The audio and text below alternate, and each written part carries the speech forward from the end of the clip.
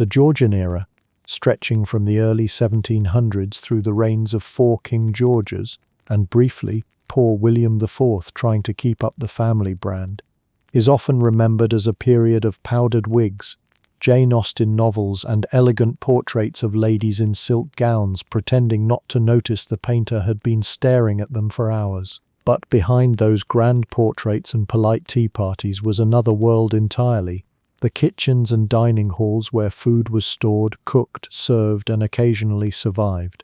And here lies the first paradox of Georgian dining. While the era prided itself on refinement, civility, and the beginnings of what we'd call modern manners, their kitchens were ticking time bombs of rot, infestation, and questionable smells. The good news? Dinner is served. The bad news? It may already be halfway to the grave. Hello, travelers. Histories do not always need to be boring. You can rest here and listen to hilarious histories to drift off to sleep. Before we continue, leave a comment to let me know when and where you are listening to this, and hit the subscribe button, but only if you enjoy what I do here. Let's begin. Dining in Georgian Britain was deeply divided by class. For the wealthy elite, the dukes, duchesses, merchants, and landowners, meals were more than sustenance. They were theatre. A banquet wasn't just food on a table. It was a carefully staged performance of social power. Multiple courses, elaborate displays, sugar sculptures shaped like mythical gods, and wine flowing freely. If you were rich, you ate in candlelit halls on mahogany tables that could seat 30. If you were poor, you squatted in a cramped alley or crowded tavern, eating a meat pie that may or may not contain anything that once said oink. At the top end you had the Georgian banquet, where peacocks might be roasted with their feathers reattached for dramatic flair, because nothing says appetite like a dead bird staring back at you in technicolor. At the bottom end, you had the London street markets, where the smell alone could probably knock out a horse. Now the kitchens themselves deserve their own introduction. Forget your mental image of a modern kitchen, bright counters, neat appliances, and a little calendar with kittens. A Georgian kitchen in a great estate was closer to a noisy industrial factory. Massive hearths roared with wood fires, spits rotated with huge joints of meat, and armies of servants darted around like bees, chopping, grinding, stirring, and often dodging the temper of the cook in charge. In grand houses, the kitchen might sit far from the dining room, sometimes even in a separate building because all that smoke and grease wasn't exactly compatible with silk wallpaper and polite drawing room conversation. Servants would have to carry dishes through long corridors or across courtyards, praying the food was still vaguely warm by the time it reached the table. And that's if they didn't accidentally taste test along the way. For inns and taverns, the kitchens were smaller, but no less chaotic. Imagine a fireplace barely large enough for 2 cauldrons, with bread baking in makeshift ovens, meats dangling from hooks, and ale casks stacked along the walls. Hygiene? That was a concept reserved for the medical textbooks that hadn't been written yet. One of the most important things to understand about Georgian dining is that food wasn't just food, it was an advertisement. The wealthy weren't satisfied with eating to live, they ate to impress. The more exotic, rare, or expensive your table looked, the more power you held. Imported spices, sugar pyramids, elaborate pastries sculpted into temples, all these were as much about saying, "Look how rich I am," as they were about satisfying hunger. Even something as simple as serving fruit was a flex. Pineapples, for example, were so rare and expensive that some wealthy families literally rented them. That's right, you could borrow a pineapple as a centerpiece, let it sit there looking smug on your table, and then return it before anyone actually sliced into it.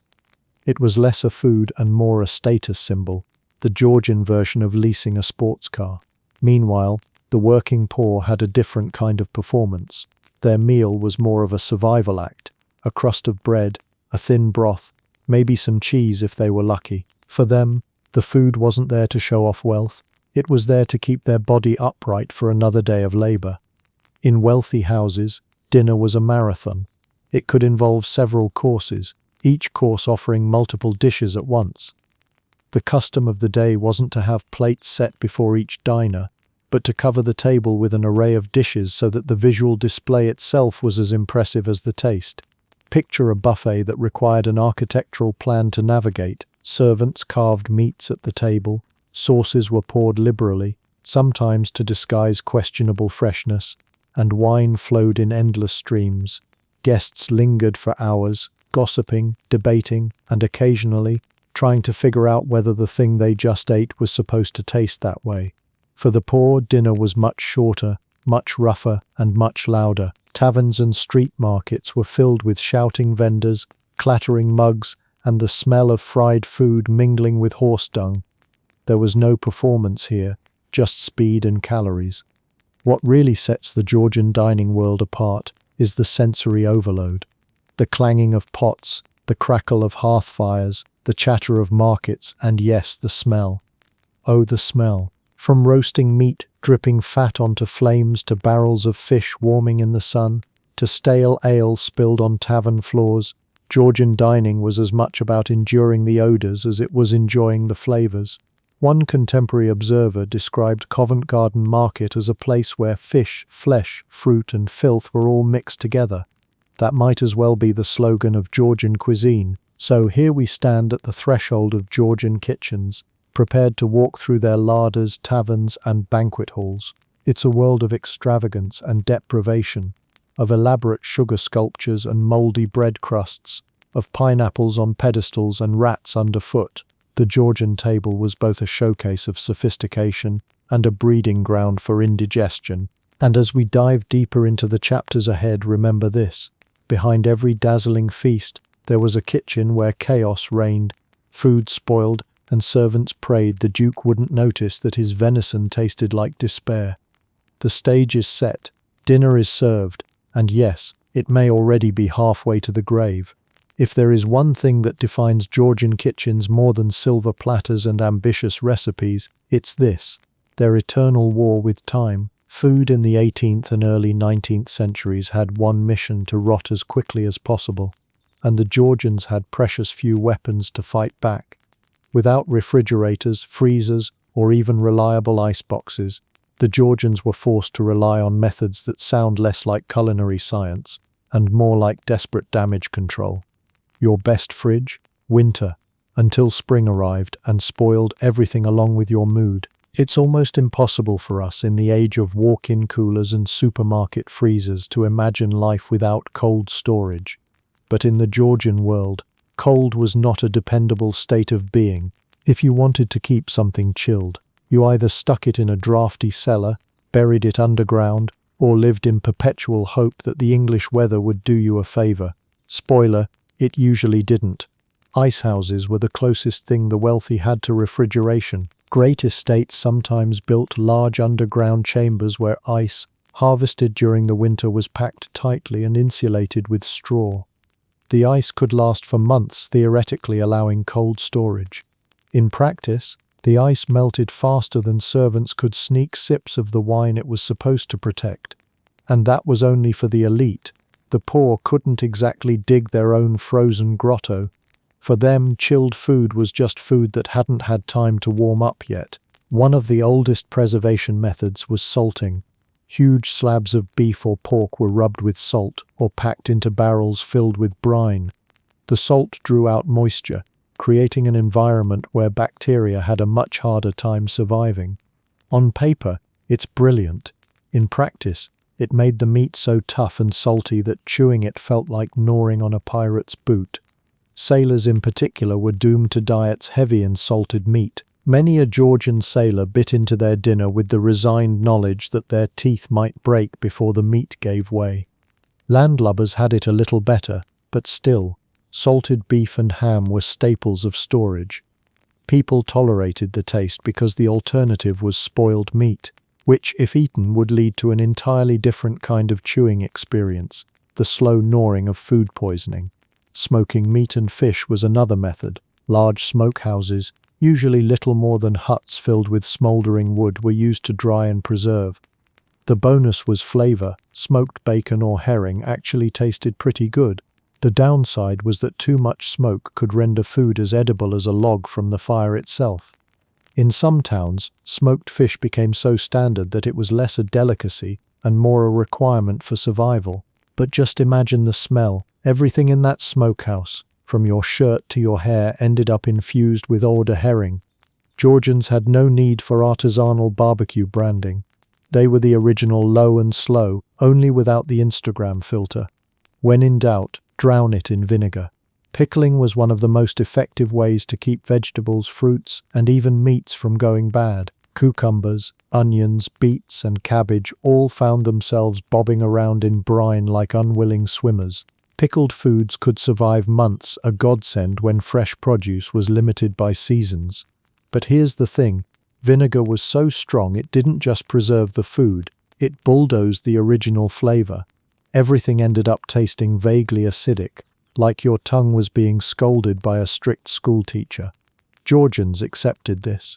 After all, vinegar didn't lie. If it stung your nose, it meant you wouldn't die immediately. Drying was another tool in the preservation arsenal. Fruits, herbs, and even meats were laid out in the sun or placed near fires to dry out. This kept mold at bay for a while and concentrated the flavors. Dried apples or plums were common in Georgian kitchens, especially through the winter months. But drying required patience, space, and a tolerance for dust, insects, and wandering cats thinking, "Oh, free buffet." Not every household could pull it off successfully. And without today's neat packaging, dried food could quickly reabsorb dampness, undoing all that effort in one foggy afternoon.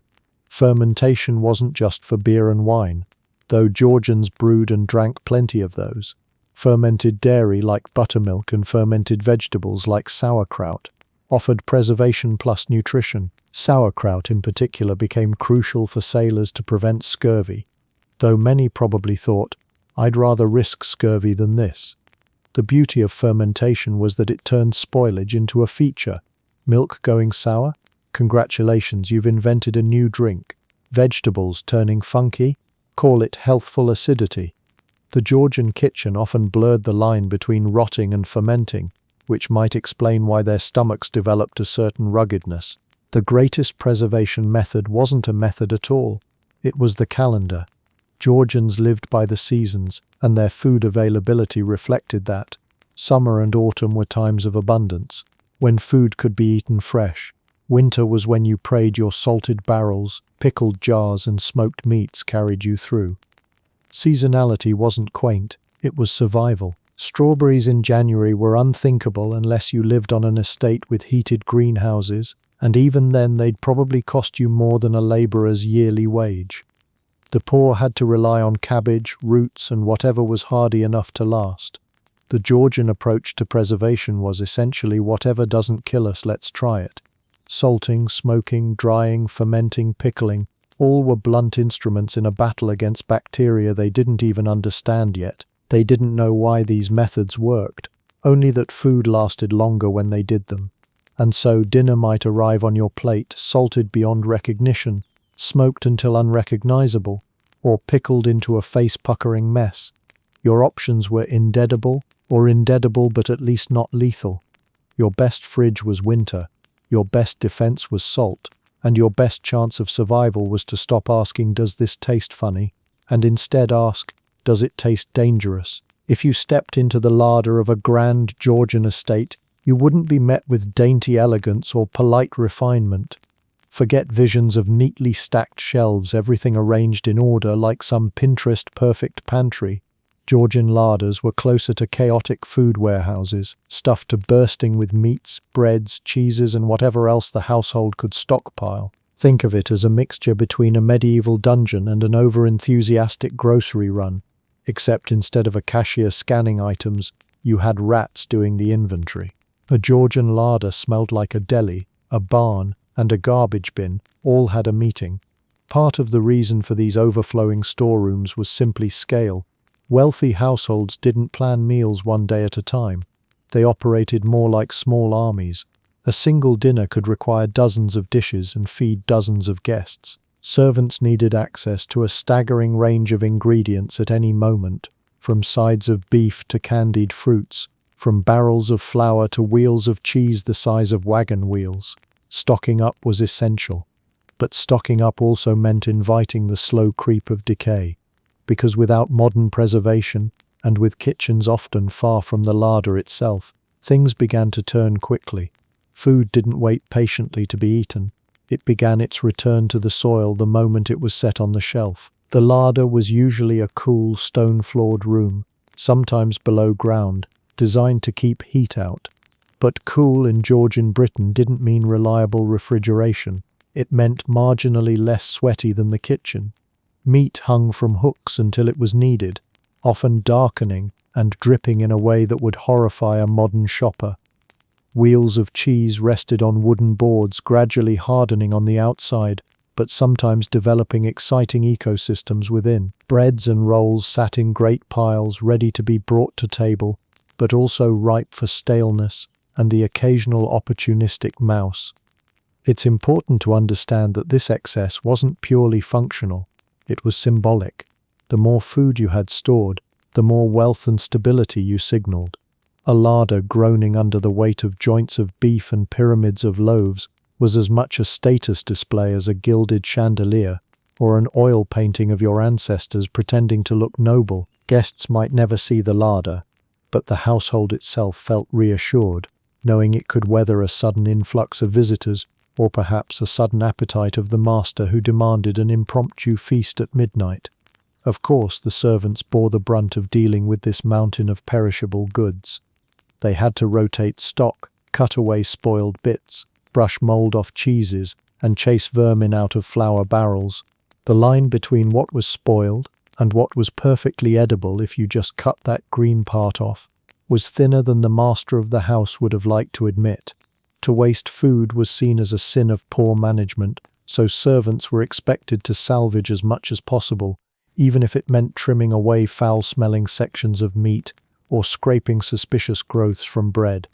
The result? By the time it reached the dining hall, what looked like a splendid spread of abundance was often cobbled together from the salvageable remains of yesterday's chaos. These larders also created logistical nightmares. A large household could have several storerooms, one for dry goods, one for meats, one for dairy, perhaps one for wine. Servants rushing between them had to keep track of which barrel was fresh, which was about to turn, and which was so far gone it should only be offered to the dog, assuming the dog had a strong stomach. Mistakes were inevitable. Imagine preparing a feast for a duke, only to discover the ham you planned to roast had acquired a smell strong enough to peel wallpaper. Quick improvisation was part of the job description. What made matters worse was the scale of Georgian appetites for variety. They loved to show off exotic imports, seasonal fruits, or delicacies that didn't travel well. Larders were therefore filled not only with local staples, but with imported curiosities that often arrived bruised, wilted, or on the verge of collapse after weeks of travel. Those had to be shoved in alongside the beef and bread, creating an aromatic mix of sweet, sour, rancid, and moldy, all in one room. One guest's delight at spotting a rare fruit at dinner came at the cost of a larder smelling like a chemistry experiment gone wrong. The larder also reflected the rhythms of feasting culture. After a banquet, leftovers would be stored here until they could be repurposed for the next day. Servants knew that many dishes seen at table were not fresh creations but recycled from yesterday's spread. Cold roast beef became hash, stale bread became puddings, wilted greens became soups. A creative cook could disguise many sins, but the larder bore witness to the steady march of decline. If the grand Georgian dining room was a theatre of elegance, the larder was the backstage mess where the actors tripped over props and the scenery smelled faintly of death. It was crowded, chaotic, and indispensable. Without it, the illusion of constant abundance would collapse. With it, you had the raw material for both extravagance and disaster, and while the guests sipped wine and praised the presentation, servants knew the real secret. Half the feast began its life on a shelf that smelled like an argument between livestock and laundry. This is the paradox of Georgian kitchens. The larder was both their strength and their weakness, a monument to wealth that could just as easily betray them with rot. From the outside it looked like order. From the inside it smelled like trouble. Few things defined the Georgian dining experience more than meat. Beef, mutton, venison, pork, and the occasional ambitious attempt at exotic game were the pillars of the table. A Georgian banquet wasn't complete without a parade of roasted joints, dripping sauces, and towering platters of flesh designed to impress as much as to nourish. Yet beneath this grand display lurked a darker truth. The Georgians' relationship with meat was complicated, risky, and often just plain rotten. By the time it hit the table, it was either gourmet or an early science experiment. The Georgian passion for meat was rooted in social identity. To eat meat in abundance was to proclaim wealth and status. The lower classes often had to scrape by on bread, cheese, and the occasional scrap of bacon, but the aristocracy feasted on beef in quantities that would make a modern cardiologist faint. Mutton was equally popular, often served as a symbol of British identity, while venison was reserved for those with the privilege of hunting rights. A haunch of venison wasn't just dinner, it was proof that you belonged to the ruling class, or at least had powerful friends willing to share their spoils. But here lies the problem. The Georgians had very particular ideas about how meat should be prepared, and one of those ideas was that fresh did not always mean best. In fact, the fashionable practice was to hang meat for days, sometimes weeks before cooking. The goal was to tenderize it, allowing natural enzymes to break down muscle fibers and create a softer texture. In moderation, this method worked, and it's not entirely alien to modern practices of dry aging beef. The difference: modern dry aging is done under controlled conditions. Georgian hanging was done in drafty pantries and smoky kitchens, with flies for company and temperature swings dictated by the English weather. Servants would hang sides of beef until the exterior darkened, toughened, and began to give off a noticeable odor. To the Georgian palate, this wasn't necessarily a bad thing. A little gamey flavor was considered desirable, proof that the meat had matured properly.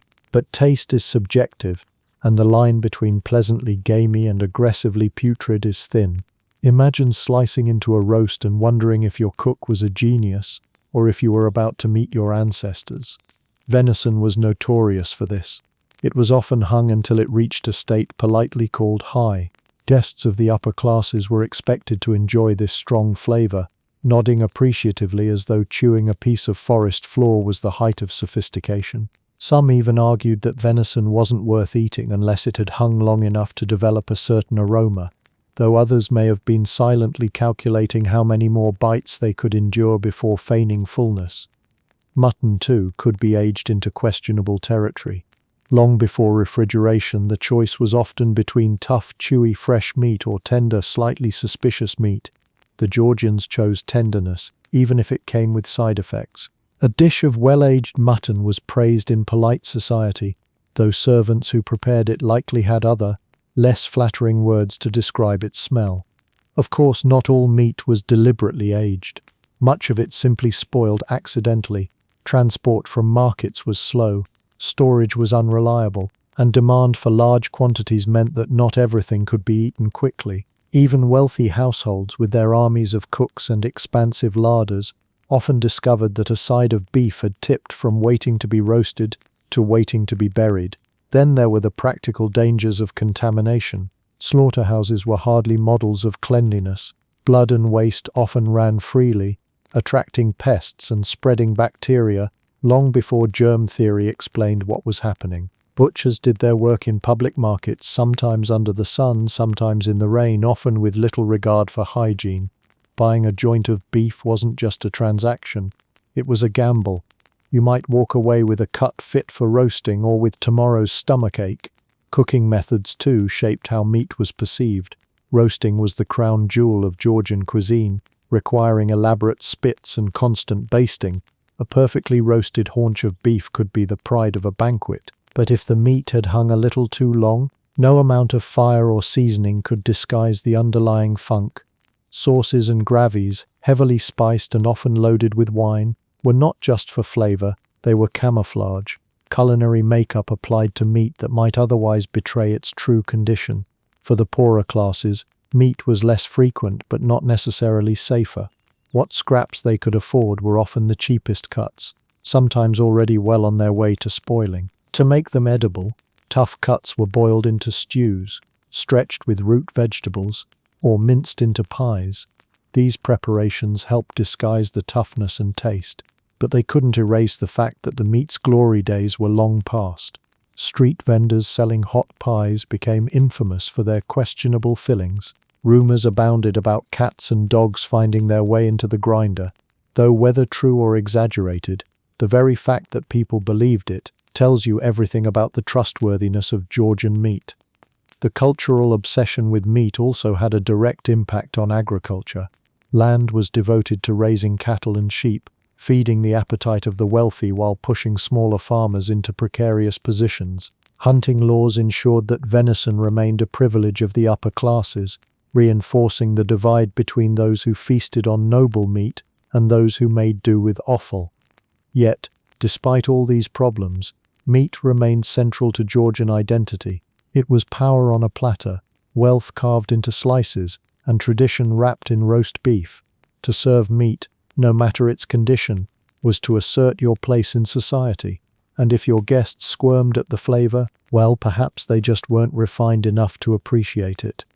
The meat problem of Georgian kitchens wasn't just a culinary issue. It was a cultural one. Abundance met decay, status met science experiment, and dinner hovered constantly between triumph and disaster. You either sat back and declared it the finest roast you'd ever eaten, or you clutched your stomach later that night and cursed the cook. Either way, meat was the star of the show, for better or for worse. If Georgian beef was risky business, poultry and game birds were their own brand of culinary roulette. Chickens, geese, ducks, pigeons, pheasants, and even the occasional swan were fixtures on Georgian tables, prized for their versatility, and in the case of game birds, their symbolism of wealth and sport. But as any cook of the age could tell you, feathers didn't equal freshness. That pheasant on your plate, it's been waiting longer than you have. The first challenge with poultry was speed, unlike a side of beef, which could be hung for weeks, sometimes intentionally, sometimes not. Small birds spoiled at lightning pace. The moment a chicken or pheasant was slaughtered, the countdown began. Without refrigeration, their delicate flesh was a ticking clock of decay, especially in warm weather. For households far from urban markets, by the time a bird arrived in the kitchen, it was already questionable, and unlike salted beef or smoked ham, poultry was harder to preserve in bulk. Its small size made it less forgiving to rough treatments like heavy salting or smoking. The elite, of course, insisted on variety. Dinner tables weren't complete without multiple birds dressed in elaborate styles, roast goose for feasts, dainty pigeons in pies, capons stuffed with herbs, or exotic game birds proudly displayed whole, feathers reattached to impress guests. Yes, you read that correctly. Pheasants were sometimes served with their plumage reapplied, as if the bird had just landed on the table mid-flight, only roasted. Guests were meant to gasp in admiration, though more likely they were wondering whether the bird's flesh tasted as vivid as it looked. Game birds in particular posed unique problems. They were often brought in from hunts, sometimes transported over long distances before reaching kitchens. And here's where Georgian refinement got bold.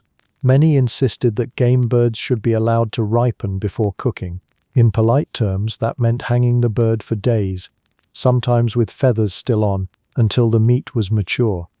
In less polite terms, the bird was left to decompose just enough to provide that rich, gamey tang, fashionable among aristocrats. Servants would hang pheasants or partridges by the neck, waiting until the body literally dropped off the string from its own weight. At that point, it was considered ready, which begs the question, ready for what? Dinner or burial? The danger wasn't just the deliberate aging. Spoilage happened whether you wanted it or not. Markets in towns like London were crowded with sellers hawking chickens or ducks that had sat in the sun far too long. With no cold storage, vendors often tried tricks to keep birds looking appealing, plumping up feathers to disguise age, wiping down the skin with vinegar, or, in some cases, stuffing a bird with herbs to mask the smell. If your poultry smelled fragrant at the market, it wasn't necessarily a good sign. Sometimes, that mint aroma was just an 18th century air freshener for rot. Poultry was also a favorite ingredient in pies, which were both practical and suspicious. A pie could hide almost anything under its crust. If the bird inside wasn't in its prime, a heavy dose of spices, butter, and pastry covered the truth. Guests might never know if the pigeon they were eating had been alive last week or last month. This made pies the great equalizer of Georgian dining. Rich or poor, you could never quite be sure what surprise the pastry held.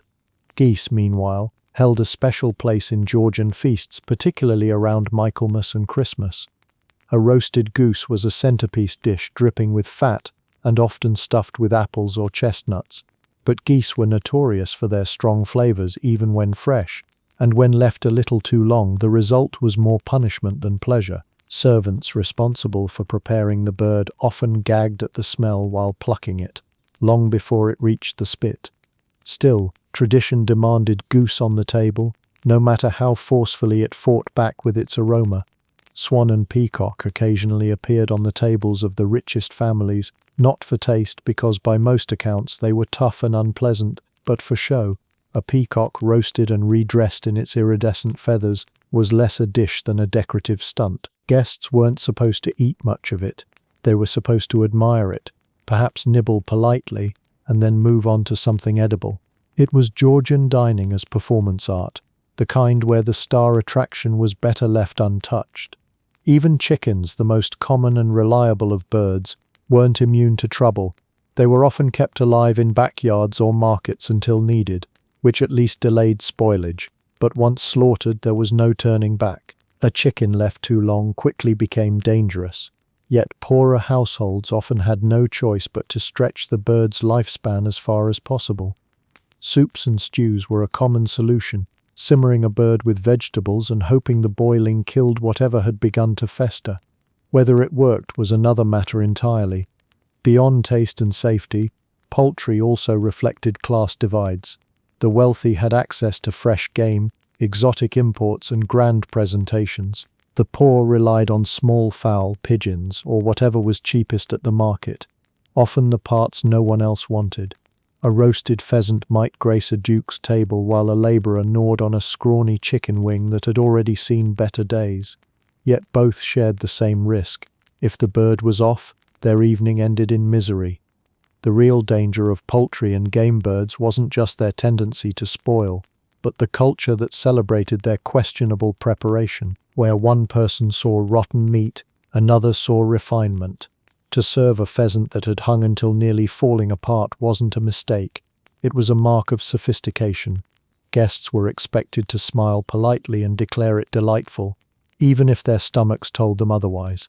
Thus, poultry in the Georgian era embodied the contradictions of the age: elegance and decay, luxury and risk, spectacle and indigestion. Whether it was a humble chicken, a festive goose, or a pompous peacock, the birds on the table carried with them a whiff of status, and all too often, a whiff of something far less appetizing.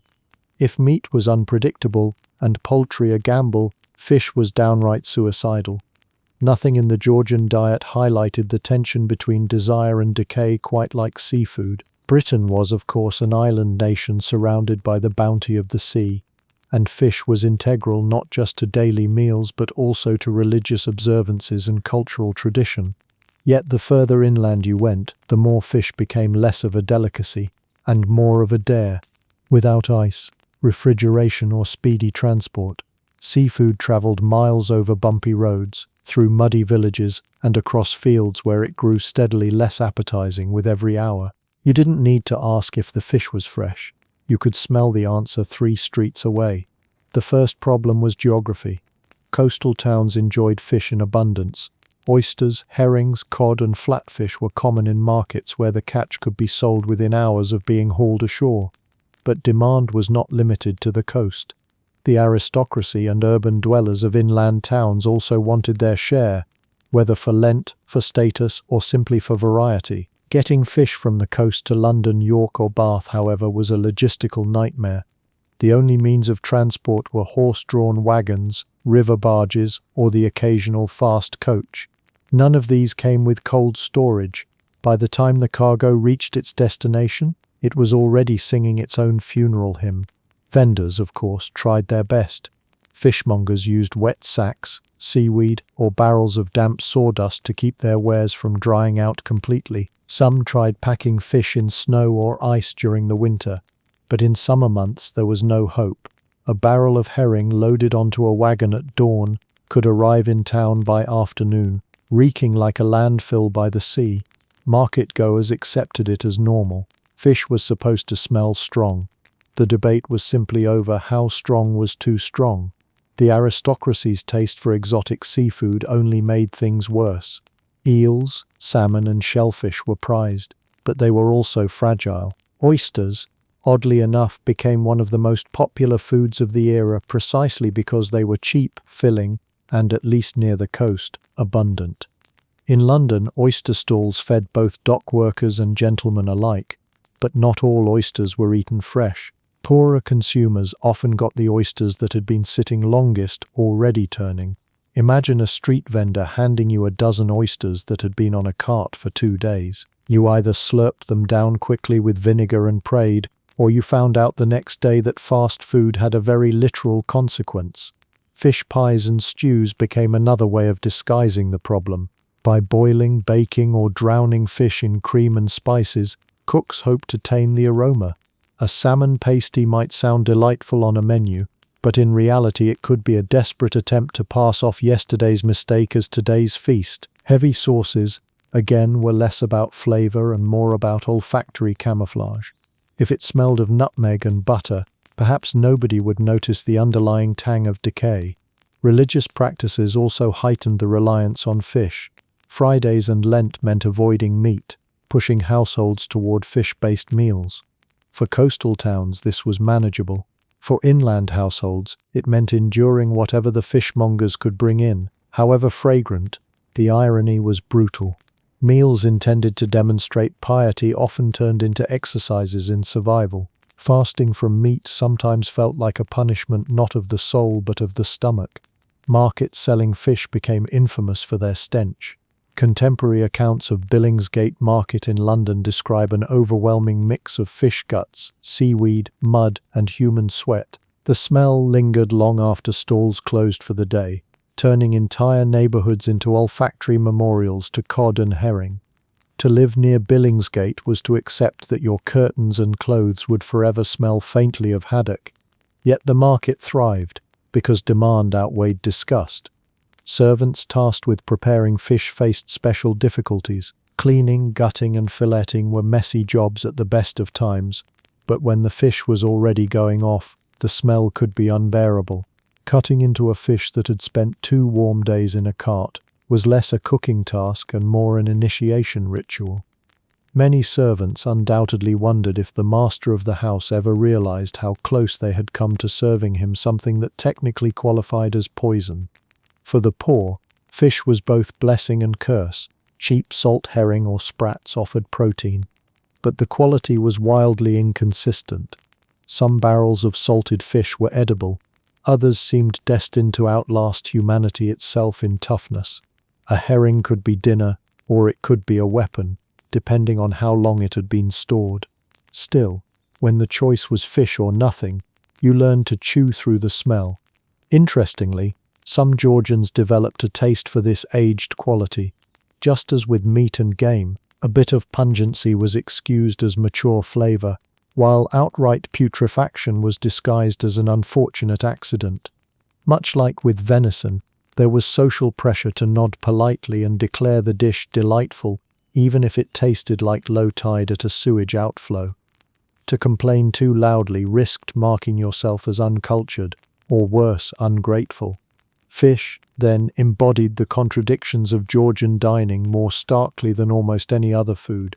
It was central to their diet, demanded by religion, beloved for variety, and yet so often a source of misery. To eat fish inland was to play a game of chance, where winning meant a decent dinner and losing meant days of digestive despair. And yet they kept playing, because in Georgian Britain, no feast was complete without at least a token appearance by the bounty of the sea, even if that bounty had been on dry land a little too long. By the time it hit the table, fish was less about freshness and more about endurance. Guests pinched their noses, cooks poured on the spices, and the stench lingered in the air as a reminder that, in the Georgian world, luxury and rot were never far apart. For something so small and seemingly innocent, eggs carried enormous risks in the Georgian kitchen. Today we treat them as dependable, safely refrigerated, neatly stamped with expiration dates, and stacked in cartons with military precision. But in Georgian Britain, eggs were little ticking time bombs of sulfur, waiting patiently in pantries, baskets, or barrels of brine until someone cracked one open.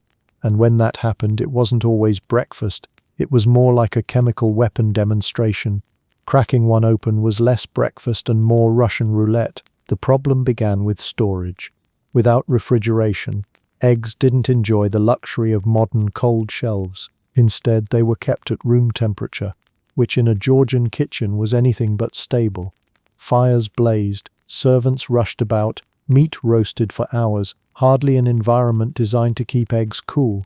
Within days, eggs began to deteriorate, their protective shells porous enough to allow bacteria and air inside. What had started as a bright, fresh yolk could quickly turn into a sulfurous sludge that greeted anyone unlucky enough to use it. Wealthy households sometimes tried to extend egg life with preservation tricks. One method involved submerging eggs in brine or lime water, creating a sort of mineral coating that slowed decay. Others rubbed the shells with butter or lard to seal the pores. These methods worked sometimes. Other times, the egg simply absorbed the brine and became salty on the inside, like a little prank waiting for the cook. And when preservation failed, the resulting stench wasn't something you could politely disguise. Even servants accustomed to handling rancid meat and fish balked at the unmistakable whiff of a rotten egg. For ordinary households, eggs were both precious and precarious. Chickens weren't laying year-round, production slowed in winter, leaving families scrambling to make the most of what they had during the abundant months. That often meant trying to store eggs for weeks or months beyond their natural window. The poor lacked brining barrels or lime water baths, so they simply kept eggs in baskets, praying they would last. By the time one was cracked for a stew or pudding, the gamble was obvious. A fresh egg meant dinner. A bad egg meant tossing the whole pot and sulking over wasted effort. Eggs were central to Georgian cooking. They thickened sauces, bound pastries, filled pies, and made custards. Cooks depended on them for dozens of recipes, from savory ragouts to sweet syllabubs. But every use came with suspense. Imagine preparing a delicate custard for a duke's dinner, only to break the third egg into the mixture and release an odor that cleared the kitchen. One servant's mistake with a single egg could ruin hours of preparation, not to mention trigger the wrath of the cook in charge. In an era where servants' jobs depended on efficiency and obedience, the egg dilemma wasn't just a culinary hazard, it was an occupational hazard. Markets didn't help matters. Egg sellers were notorious for mixing old stock with new, palming off nearly rotten eggs on unsuspecting customers. There were even tricks. Vendors might candle the eggs, holding them up to light to weed out the worst ones, but just as often, they simply trusted to luck and hoped their buyers wouldn't complain. And if someone did, well, by the time you brought your complaint back, the stall would already be gone, leaving you with nothing but the smell. One way Georgians judged eggs was through the float test. Drop an egg into water, and if it sank, it was fresh. If it floated, it was old, sometimes alarmingly so. The logic was sound. As eggs aged, air seeped inside, making them buoyant. The problem, of course, was that even sinking eggs weren't always safe. Many households learned this the hard way when their good eggs released fumes reminiscent of a sulfur spring. The humor of it all is that eggs were often seen as symbols of purity, simplicity, and fertility. Artists painted them in still lifes, poets praised them as humble gifts of nature, and doctors recommended them for strength. Yet in the kitchen they were landmines. Romantic symbolism aside, few things could ruin breakfast quite like cracking into an egg that hissed back at you. The cultural divide over eggs also mirrored the class divide. The wealthy could afford to waste bad eggs and simply fetch more. The poor, by contrast, had to endure the risks. A spoiled egg was a serious setback, especially when every scrap of food counted. Many simply made do, cutting away contaminated parts of a dish or smothering the smell with strong herbs. Survival left little room for squeamishness. Religious customs gave eggs added importance. During Easter, eggs symbolized rebirth and renewal, but without modern storage, they often symbolized indigestion as well. Decorative eggs were sometimes hollowed out, but edible ones were a festival treat that could just as easily turn into a festival disaster. And yet, despite the risks, eggs never lost their place in Georgian kitchens. They were too useful, too versatile, too woven into the recipes of the day. People learned to live with the gamble, to sniff cautiously before use, to test them in water, to accept that occasionally breakfast would betray them. For every successful omelette or pudding, there was a cook muttering under their breath, "Please don't explode, please don't explode," as they tapped an egg on the rim of a bowl. So the egg dilemma captures Georgian dining in miniature, a balance between abundance and decay, hope and hazard. The eggs sat quietly in baskets or barrels, looking harmless, while inside they plotted either to enrich your dish or to sabotage it entirely. Cracking one wasn't just part of cooking, it was a moment of suspense. And in a world without expiration dates, it was anyone's guess which way the yolk would roll. Bread has always been the backbone of European diets, and in Georgian Britain, it was no different. From dukes to dock workers, everyone relied on it. A loaf was supposed to be the one safe, dependable item on the table, the thing you could count on when meat was questionable, fish was alarming, and eggs were playing roulette. Yet even bread, the so-called staff of life, often came with its own set of perils. Bakers, under pressure to stretch their supplies and increase profit, weren't above tinkering with recipes in ways that would make a modern health inspector faint. The result was a daily staple that filled stomachs, but also filled debates in Parliament about fraud and food safety. Bread wasn't sliced, but it was suspicious. The problem began with flour itself. Wheat was expensive and in high demand, especially in urban centres where entire populations depended on bakers rather than home ovens. When supplies were short or prices rose, bakers looked for ways to bulk up their flour. The results ranged from merely disappointing to downright dangerous. Chalk was a common addition, whitening the loaf and making it look purer than it really was. It wasn't lethal in small amounts, but it wasn't exactly nourishing either. Sawdust also found its way into dough on occasion, adding bulk without cost. One imagines the first unsuspecting Georgian chewing through a loaf and wondering if they'd accidentally bitten into the furniture. Alum was another trick, used to make bread appear whiter and softer. It was technically a chemical salt, and while small doses might pass unnoticed, repeated exposure could cause stomach upsets and worse. Authorities were aware of the practice, but enforcement was patchy. A baker caught improving his flour might face fines, yet the temptation to keep costs down and profits up was irresistible. After all, customers demanded cheap bread, and bakers met that demand by any means necessary. The public's love of white bread in particular made things worse. Darker whole-grain loaves were actually safer and more nutritious, but they carried the stigma of poverty. To eat fine white bread was to declare refinement, and so bakers catered to vanity, even if it meant throwing in substances better suited to a workshop than a kitchen. Then there was the issue of freshness. Without preservatives, bread went stale quickly. Within a day or two, yesterday's loaf was hard enough to serve as a doorstop. Wealthier households could afford to discard or repurpose stale bread into puddings or soups, but poorer families often had no choice but to gnaw through it.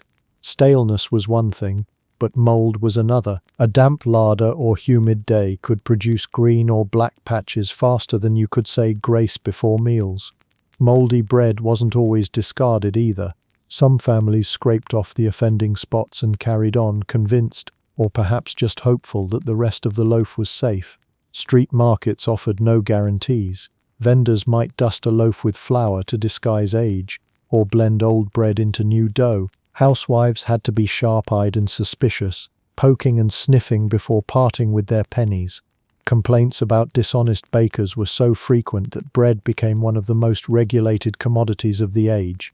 The famous assize of bread, a medieval law controlling weight and price, was still referenced, and inspectors occasionally checked loaves to ensure they weren't underweight or over-tampered. Still, the law couldn't keep up with human creativity. When survival depended on stretching every sack of flour, corners were cut, sometimes literally. Bread fraud had wider social consequences. Riots often erupted in times of shortage, with angry crowds accusing bakers of cheating them. In some cases, mobs attacked bakeries or forced open ovens to inspect what was being sold. Bread wasn't just food, it was politics. A bad loaf could spark more than indigestion, it could spark unrest. For the poor, bread was sometimes their only meal. For the wealthy, it was an expected accompaniment, more garnish than substance. But in both cases, its quality mattered deeply. Despite the risks, bread remained central to Georgian identity. Every class had its version. The elite might nibble delicate rolls at breakfast, served with butter or jam. The middle classes bought loaves daily, balancing cost with quality. The poor relied on coarser bread, sometimes mixed with rye, barley or oats. Yet even here suspicion lurked. Was this loaf truly made of wheat? Was that flour stretched with chalk? Was the baker honest or opportunistic? These questions hung over every meal, whether in a country cottage or a London townhouse. Bread also carried cultural symbolism. To break bread with someone was to share fellowship, to signal trust, but trust was exactly what the Georgian consumer often lacked when it came to bakers. The very act of eating bread was tinged with doubt, as though every crumb carried a little secret.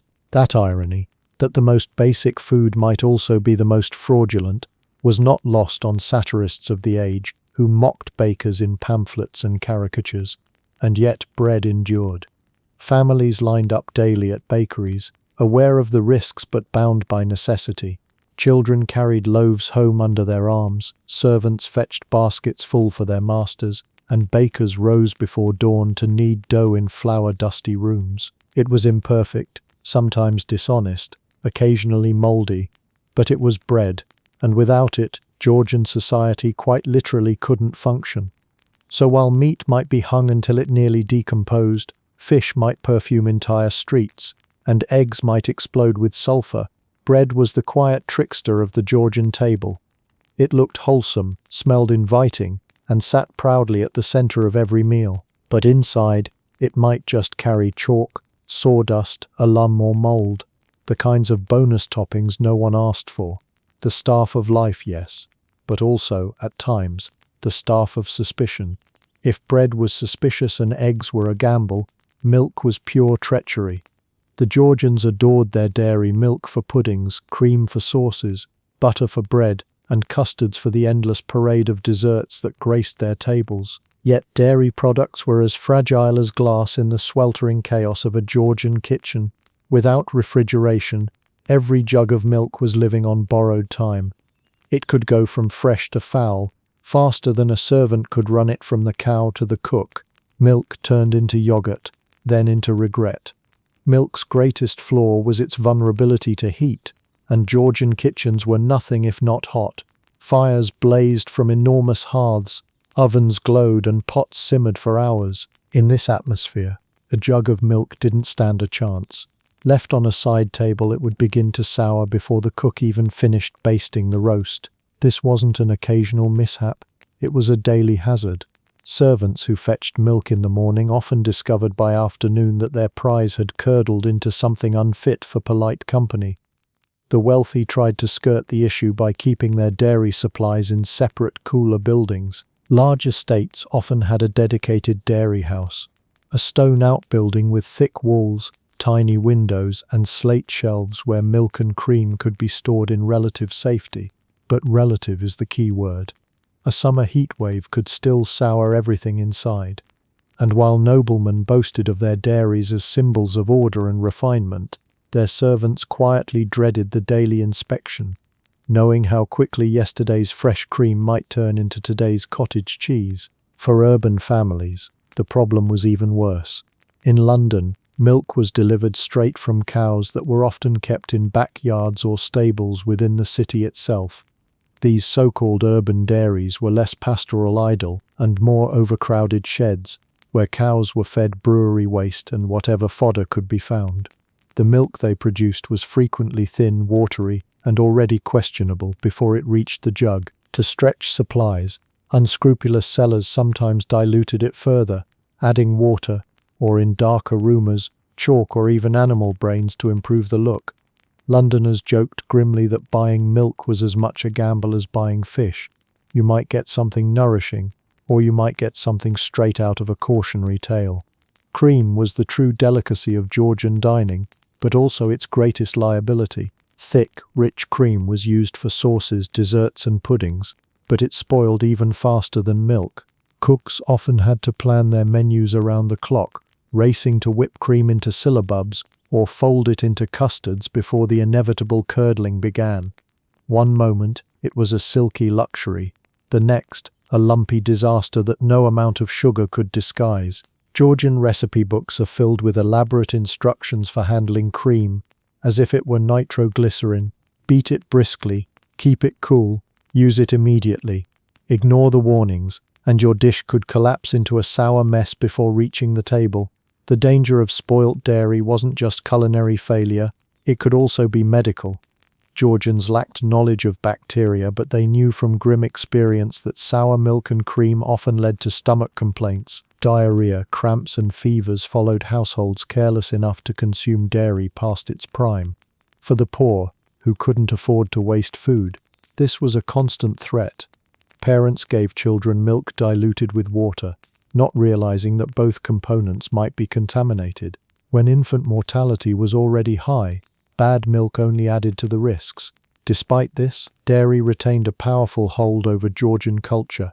Milkmaids became romanticized figures in art and poetry, symbols of rustic purity and innocence. Painters showed them carrying shining pails, their cheeks rosy and their milk frothy and fresh. The reality was less charming.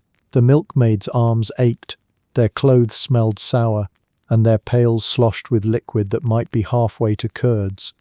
The idealized milkmaid may have been a pastoral muse, but the real milkmaid was engaged in daily battle with spoilage. Cheese offered a way out of the catastrophe. Milk transformed into something more durable. But while cheese had its own problems, maggots, anyone? It at least lasted longer. Butter, too, was a mixed blessing. Freshly churned, it was heavenly.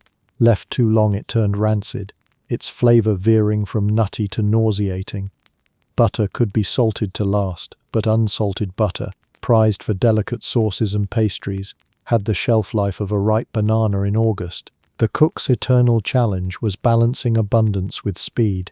Use it all before it betrayed you.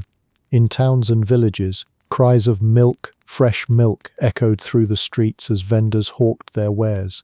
Housewives hurried to buy early, knowing that waiting too long meant buying from the dregs of the jug. The irony was that fresh was a relative term.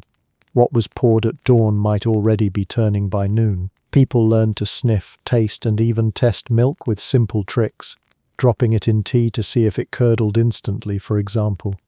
But no test was foolproof, and yet Georgians persisted in their love of dairy. Cream-laden desserts were the pride of banquets. Milk pudding soothed children, and buttered bread was the comfort of rich and poor alike. Everyone knew the risks.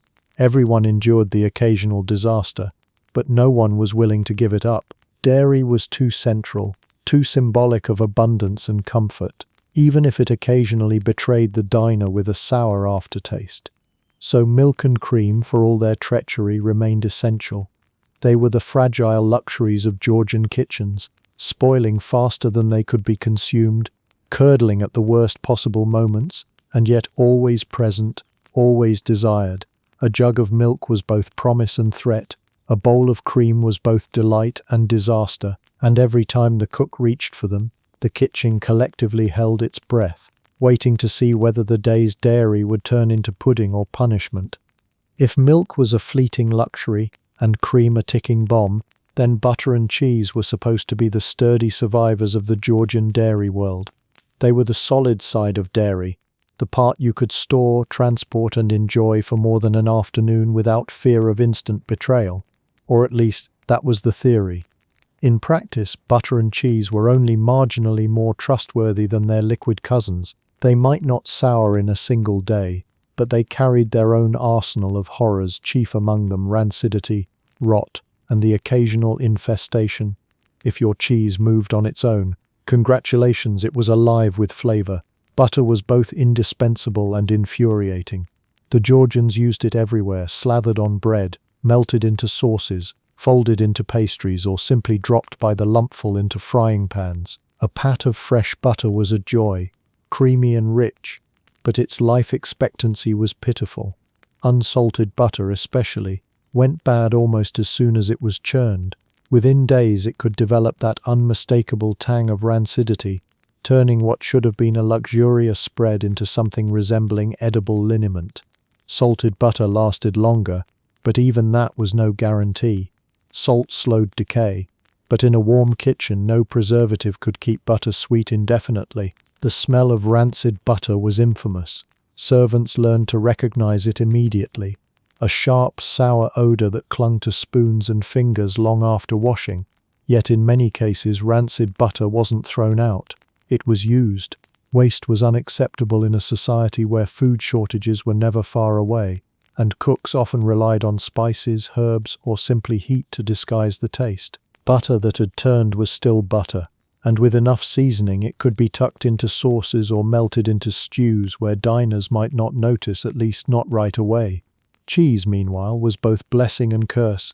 It offered far more longevity than fresh milk, and in many rural households it was a vital way to preserve dairy over the long months when cows weren't producing heavily. Wheels of cheese lined shelves in dairies and pantries, hardening and ripening, sometimes for years, but ripening could be a slippery term. For the Georgians, as with their approach to meat and game, a certain intensity of flavor was not just tolerated but celebrated. Mold was expected, even prized in many varieties. What we might regard as suspicious growth was, to them, part of the charm. Then there were the truly shocking cases. Historical accounts describe cheeses so far gone they crawled with maggots, yet they were still consumed. In some European traditions, maggot-infested cheese was even considered a delicacy, and while Britain never officially enshrined it as haute cuisine, tales of Georgians tucking into writhing wheels aren't hard to find. The idea was that if the cheese was still edible to the insects, it must be packed with flavor. From a modern standpoint, the only flavor you'd be tasting was regret. Cheese could also harbor other surprises. Stored in cellars or larders, it attracted rodents and insects, which gnawed at the rind and sometimes burrowed inside. A cut slice might reveal tunnels worthy of a mouse kingdom. Servants tasked with serving cheese often had to trim away suspicious sections before presenting it at table, leaving behind a wedge that looked pristine even if its missing corners hinted at recent battles. Guests, of course, were none the wiser. Not all cheese disasters came from neglect. Sometimes they came from fraud.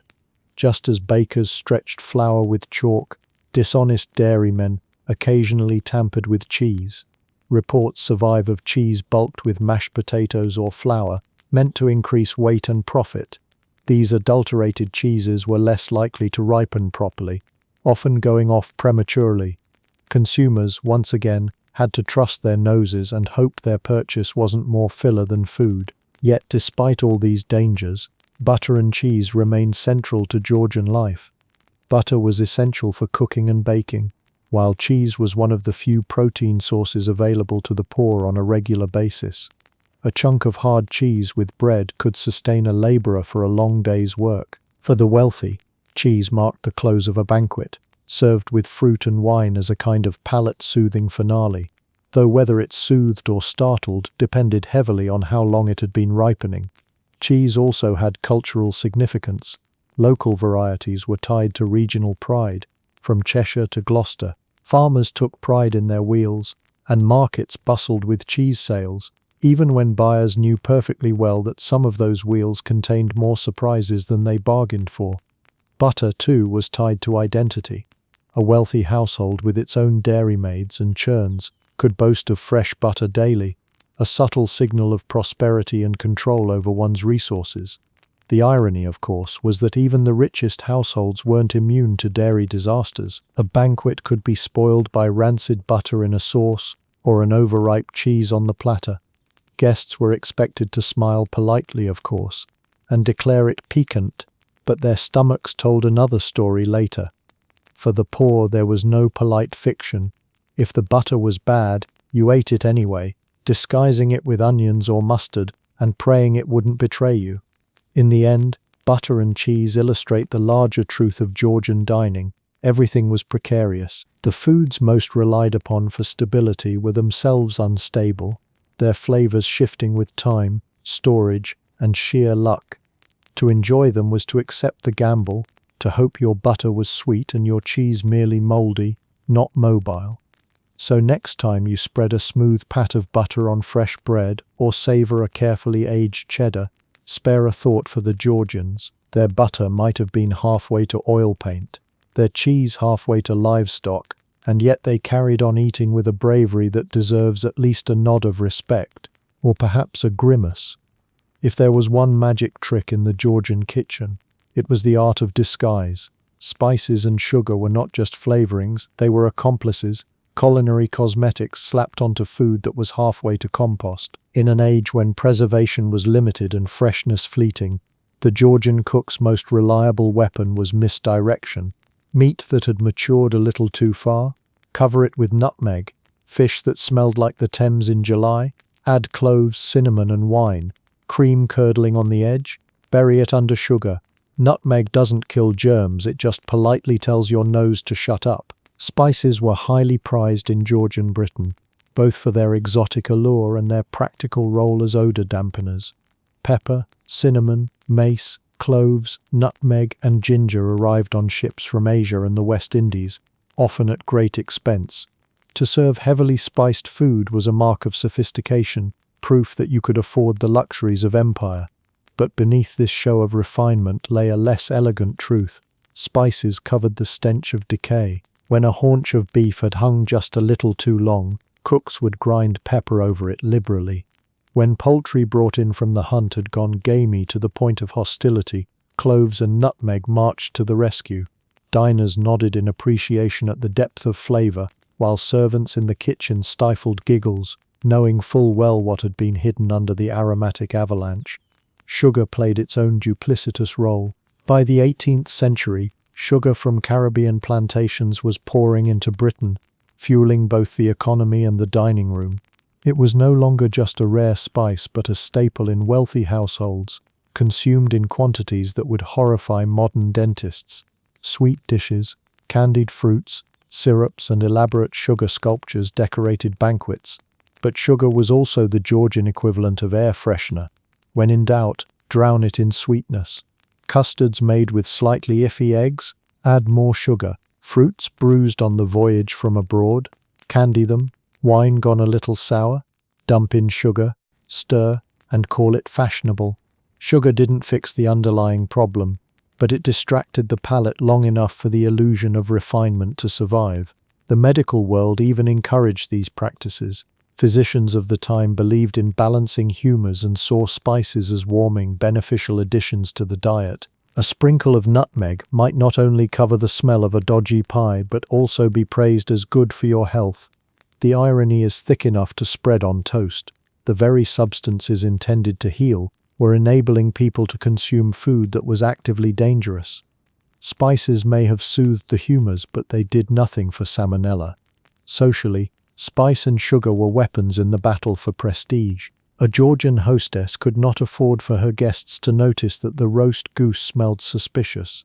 She needed them dazzled by nutmeg, drunk on cinnamon, and overwhelmed by layers of sugary sweetness. This was dining as theatre, and every spoonful of spice was stage makeup applied to keep the illusion alive. The success of a dinner party was measured less by the freshness of the food and more by how well its flaws had been hidden.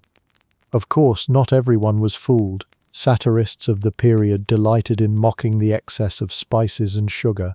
Caricatures depicted wealthy diners choking on over-seasoned dishes, their mouths ablaze with pepper, their teeth rotting from too much sugar. Pamphleteers criticized the nation's addiction to sweet imports, pointing out that while the rich candied pineapples, the poor gnawed on stale bread. Yet even the critics couldn't deny the addictive allure. Spices and sugar were powerful tools of pleasure, and once tongues grew accustomed to them, plain food tasted dull. The cover-up extended to drinks as well. Georgian punch bowls were legendary, mixed with citrus, spices, sugar, and strong alcohol. A wine that had soured in the cellar could be rescued by tossing it into the bowl with cloves, lemons, and enough rum to erase memory itself. Guests, flushed with cheer, praised the complexity, blissfully unaware that they were toasting with what had once been an undrinkable mistake. For the poor, the story was different. Spices were expensive, and sugar, while increasingly common, was still a luxury. The working classes rarely had enough to mask spoiled food. They relied instead on stewing, boiling, or sheer desperation. When they did get access to spices or sugar, it was often in diluted counterfeit form. Fake nutmeg or watered-down treacle circulated in markets, offering little more than false hope. Yet the idea of covering floors with flavor wasn't confined to the elite. Street vendors selling pies or stews knew the trick as well. A meat pie thick with pepper was more likely to be hiding something than celebrating it. A cheap pudding soaked in molasses was less a treat and more a camouflage operation. The very ubiquity of these tactics made people suspicious. If it smelled strongly of spice, there was probably a reason. And so the Georgian dining table became a battleground between the nose and the tongue. The nose whispered warnings.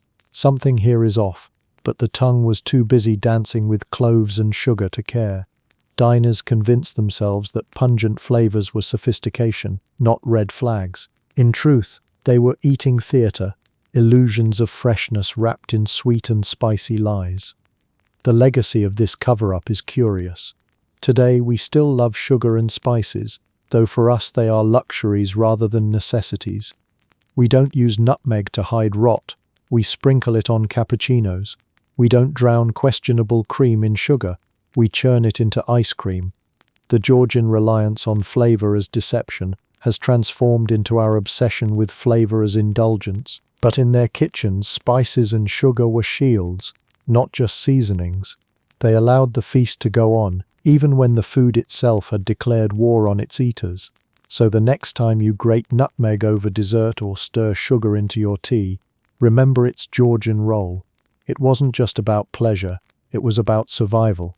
And if you thought the roast at your banquet tasted wonderful, perhaps it really did. Or perhaps the only thing you were tasting was cloves, cinnamon, and denial. In the Georgian era, to eat was not merely to nourish, it was to participate in a grand theatre of empire.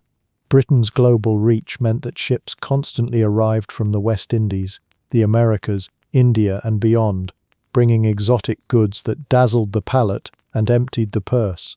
Tea, coffee, sugar, chocolate, spices, citrus fruit. These were the treasures of colonial trade, and to serve them at your table was to announce yourself as modern, fashionable, and connected to the wider world. But there was one small problem. The voyage from the tropics to Britain often took months. That orange might have seen more oceans than sailors before it saw your table, and it frequently arrived in a condition that suggested it should have stayed on deck as ballast rather than been placed on a platter. Tea was perhaps the least treacherous import, since dried leaves could survive the trip relatively well. But even tea was not immune to mishandling. Damp cargo holds, leaks, or careless packing could leave precious chests of tea, mouldy, musty, or tasting faintly of the rats who had nibbled through the crates. Merchants, unwilling to waste such expensive goods, often sold them anyway. Housewives brewed their pots of tea without realizing they were sipping faint notes of mildew, and guests politely remarked on its earthy flavor. Still, tea's durability made it the star import, and by the late 18th century it was as much a daily necessity as bread.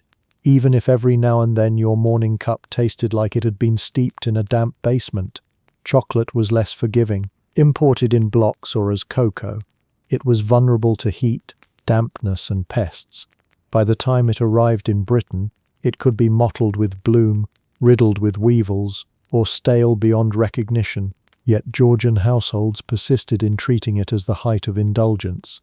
Chocolate houses sprang up in London, where fashionable men gathered to drink it as a luxurious counterpart to coffee.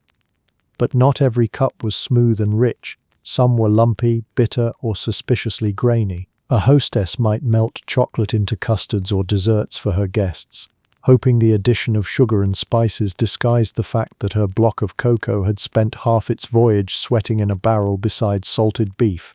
Fruit was the most perilous import of all.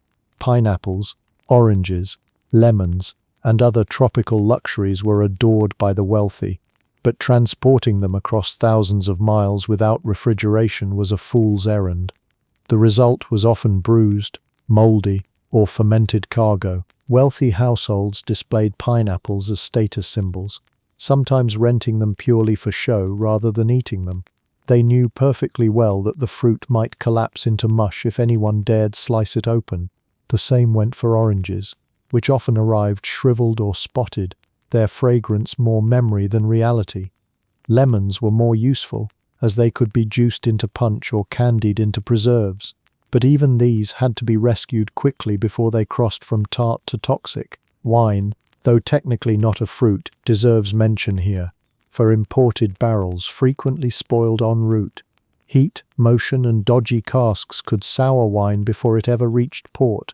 Merchants tried to mask the damage by blending or fortifying it, while households doctored it with sugar and spices. A glass of claret at a Georgian dinner party might have been perfectly lovely, or it might have been a salvaged experiment dressed up as something fit for a duke. Sugar itself, ironically, was one of the most stable imports, but even here there were risks. Damp conditions on ships could cause sugar loaves to clump, hardening into near bricks that required chisels to break apart. Worse still, infestations could spread through a shipment, meaning your precious sweetener came with added crunch. Yet sugar's importance in disguising flaws elsewhere, spoiled cream, bruised fruit, sour wine, meant no household with pretensions to gentility could do without it. The poor, of course, had little access to the fresher side of imported luxuries. They drank adulterated tea made with old leaves, stretched with ash, or used leaves re-dried and resold. Their chocolate was often counterfeit, mixed with starches or even brick dust to imitate the real thing. Fruit, if they saw it at all, was more likely to be candied peel or overripe citrus cast off by wealthier households. The empire's bounty trickled down in scraps, and those scraps often came with the added flavor of age. What's striking is that despite the risks, imported goods were embraced with enthusiasm. To sip tea, nibble chocolate, or admire a pineapple was to participate in Britain's story of global expansion. The empire promised abundance, even if that abundance smelled faintly of mold. Georgian households embraced the fiction because it reinforced their status. Guests didn't complain about a slightly off orange. They admired the exotic rarity of having one at all. It wasn't just the dining table that suffered.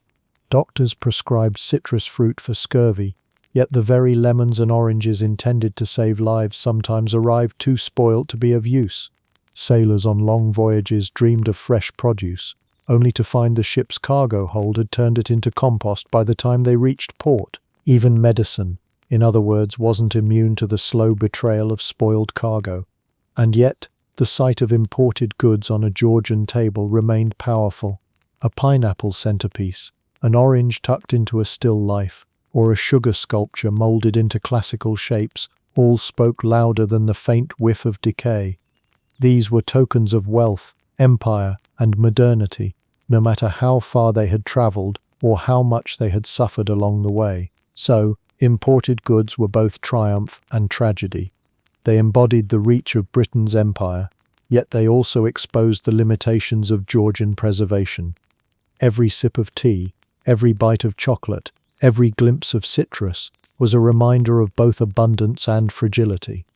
To serve them was to gamble, but in a world where social status mattered more than safety, it was a gamble most households were willing to take. That orange might indeed have seen more oceans than sailors before it saw your table, but as long as it sat proudly on a silver dish, it was worth every suspicious bite. If vinegar had a motto in Georgian Britain, It would have been, "Don't worry about it, I'll hide the evidence." Pickling wasn't just a culinary quirk of the era, it was survival strategy, chemistry experiment, and culinary punishment all rolled into one. In a world where vegetables wilted, meat spoiled, and eggs plotted against you the moment they left the hen, vinegar was the blunt weapon Georgians wielded against decay, and it was effective, if not exactly subtle. If it was drowning in vinegar, at least you couldn't tell if it was already dead inside. Pickling had been around for centuries, but in the Georgian kitchen, it became a near obsession. Anything remotely edible, or debatably edible, could be shoved into a brine or vinegar bath and called preserved. Cucumbers, onions, cabbage, beets, walnuts, fish, even meats. If you could submerge it, you could pickle it. A larder might hold jars upon jars of vegetables bobbing like unwilling swimmers in their acidic prisons. For households wealthy enough to throw feasts, pickles were insurance policies. When fresh produce wilted out of season, when meats threatened to betray their age, vinegar provided a kind of immortality, a sour, sinus-clearing immortality. Part of the appeal was practical. Georgian Britain lived by the seasons, and vegetables were a fleeting luxury. Without canning, refrigeration, or greenhouses for the average family, once the growing season ended, it was slim pickings. Pickling stretched that bounty across the bleak months, ensuring there was at least something greenish on the table in January, even if that something had been soaking so long it tasted more like acid than vegetable. And make no mistake, the taste was not exactly subtle. Vinegar in the Georgian period wasn't the mild kitchen condiment we know today. It was sharp, raw, and often homemade from cider or wine that had gone too far. Biting into a pickled onion wasn't just eating, it was a sensory event. It made your eyes water, your tongue curl, and your stomach brace for impact. Yet, to Georgian diners, this intensity was part of the charm. A burst of acidity cut through the heaviness of salted meats, fatty roasts, and buttery sauces. It cleared the palate, or more cynically, it reset your ability to ignore the suspicious origins of whatever you were eating. Pickling also offered a convenient disguise for ingredients teetering on the edge of disaster. Vegetables that had started to soften or spot could be peeled, chopped, and submerged in vinegar, emerging transformed from nearly gone to fashionably preserved. Even meats sometimes underwent the treatment, soaking in spiced brines that extended their lives far beyond what nature intended. The end product was chewy, sour, and more about survival than delight, but it worked. Georgians didn't necessarily pickle because they loved it. They pickled because they had to. Recipes for pickles appear constantly in Georgian cookbooks, ranging from the simple pickled cucumbers, carrots, and onions to the Baroque. Some called for elaborate spice blends with cloves, ginger, and mustard seeds, turning each jar into a little chemistry set of flavors. Others were brutally straightforward. Drown it in vinegar, seal it up, and forget about it until winter. Servants often prepared huge batches in late summer, lining pantries with jars that promised sustenance when the cold set in. For them it was back-breaking work, chopping piles of produce, boiling vinegar, in great clouds of eye-watering steam, and trying not to faint in kitchens already sweltering from roasting fires. Pickling also intersected with Georgian medicine. Vinegar was believed to have cleansing and even healing properties, so pickles weren't just food. They were seen as tonics. Physicians prescribed vinegar gargles for sore throats, vinegar compresses for fevers, and vinegar pickles for strengthening the stomach. Whether these cures worked is debatable, but it gave Georgians one more excuse to spoon acidic vegetables onto their plates. It's not indigestion, they might say, it's medicinal. The class divide appeared even here. Wealthy households had access to exotic pickles, mangoes from India, lemons from the Mediterranean, imported olives. These were rarities displayed at dinner parties as proof of sophistication. Pickled curiosities sitting beside local onions and cucumbers. The poor, by contrast, relied on whatever was cheap and available. Turnips, cabbage, or wild-gathered roots, all dunked in the same harsh vinegar until distinctions between them blurred. A wealthy guest might nibble an imported lemon peel with pride, while a poor family gnawed through pickled cabbage with resignation, but both had puckered mouths afterward. Street food also leaned heavily on pickles, particularly as accompaniments to questionable meats. A slice of pickled cucumber alongside a dodgy meat pie?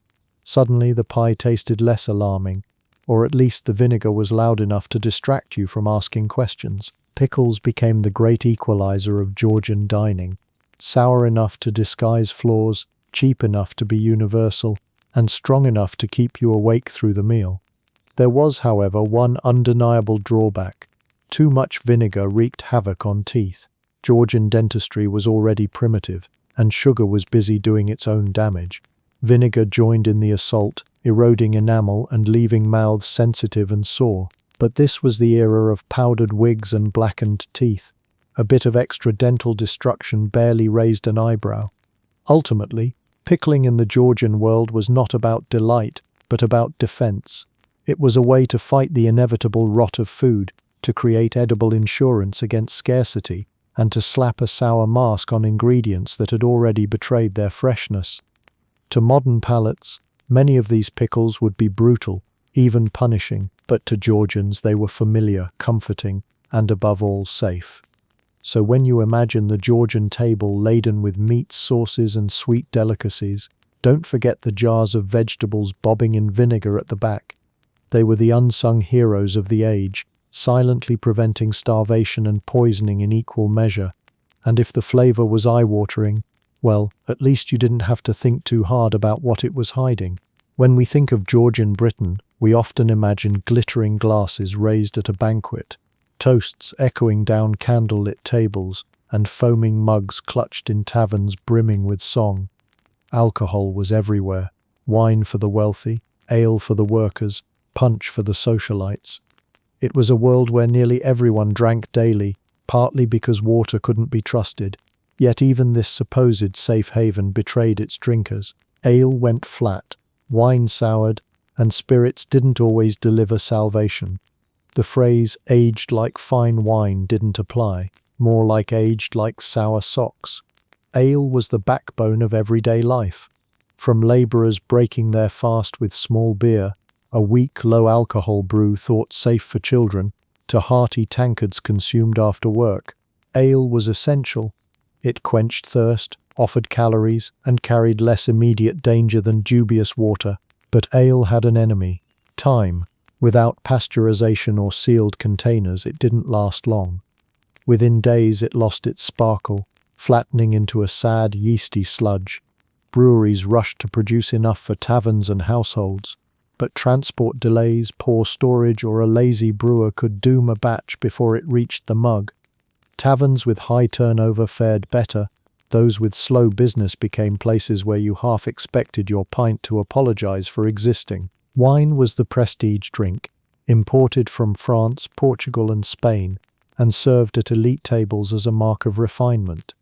But the journey across the sea and storage in Britain's unpredictable climate left wine vulnerable. Heat spoiled it, barrels leaked, corks failed.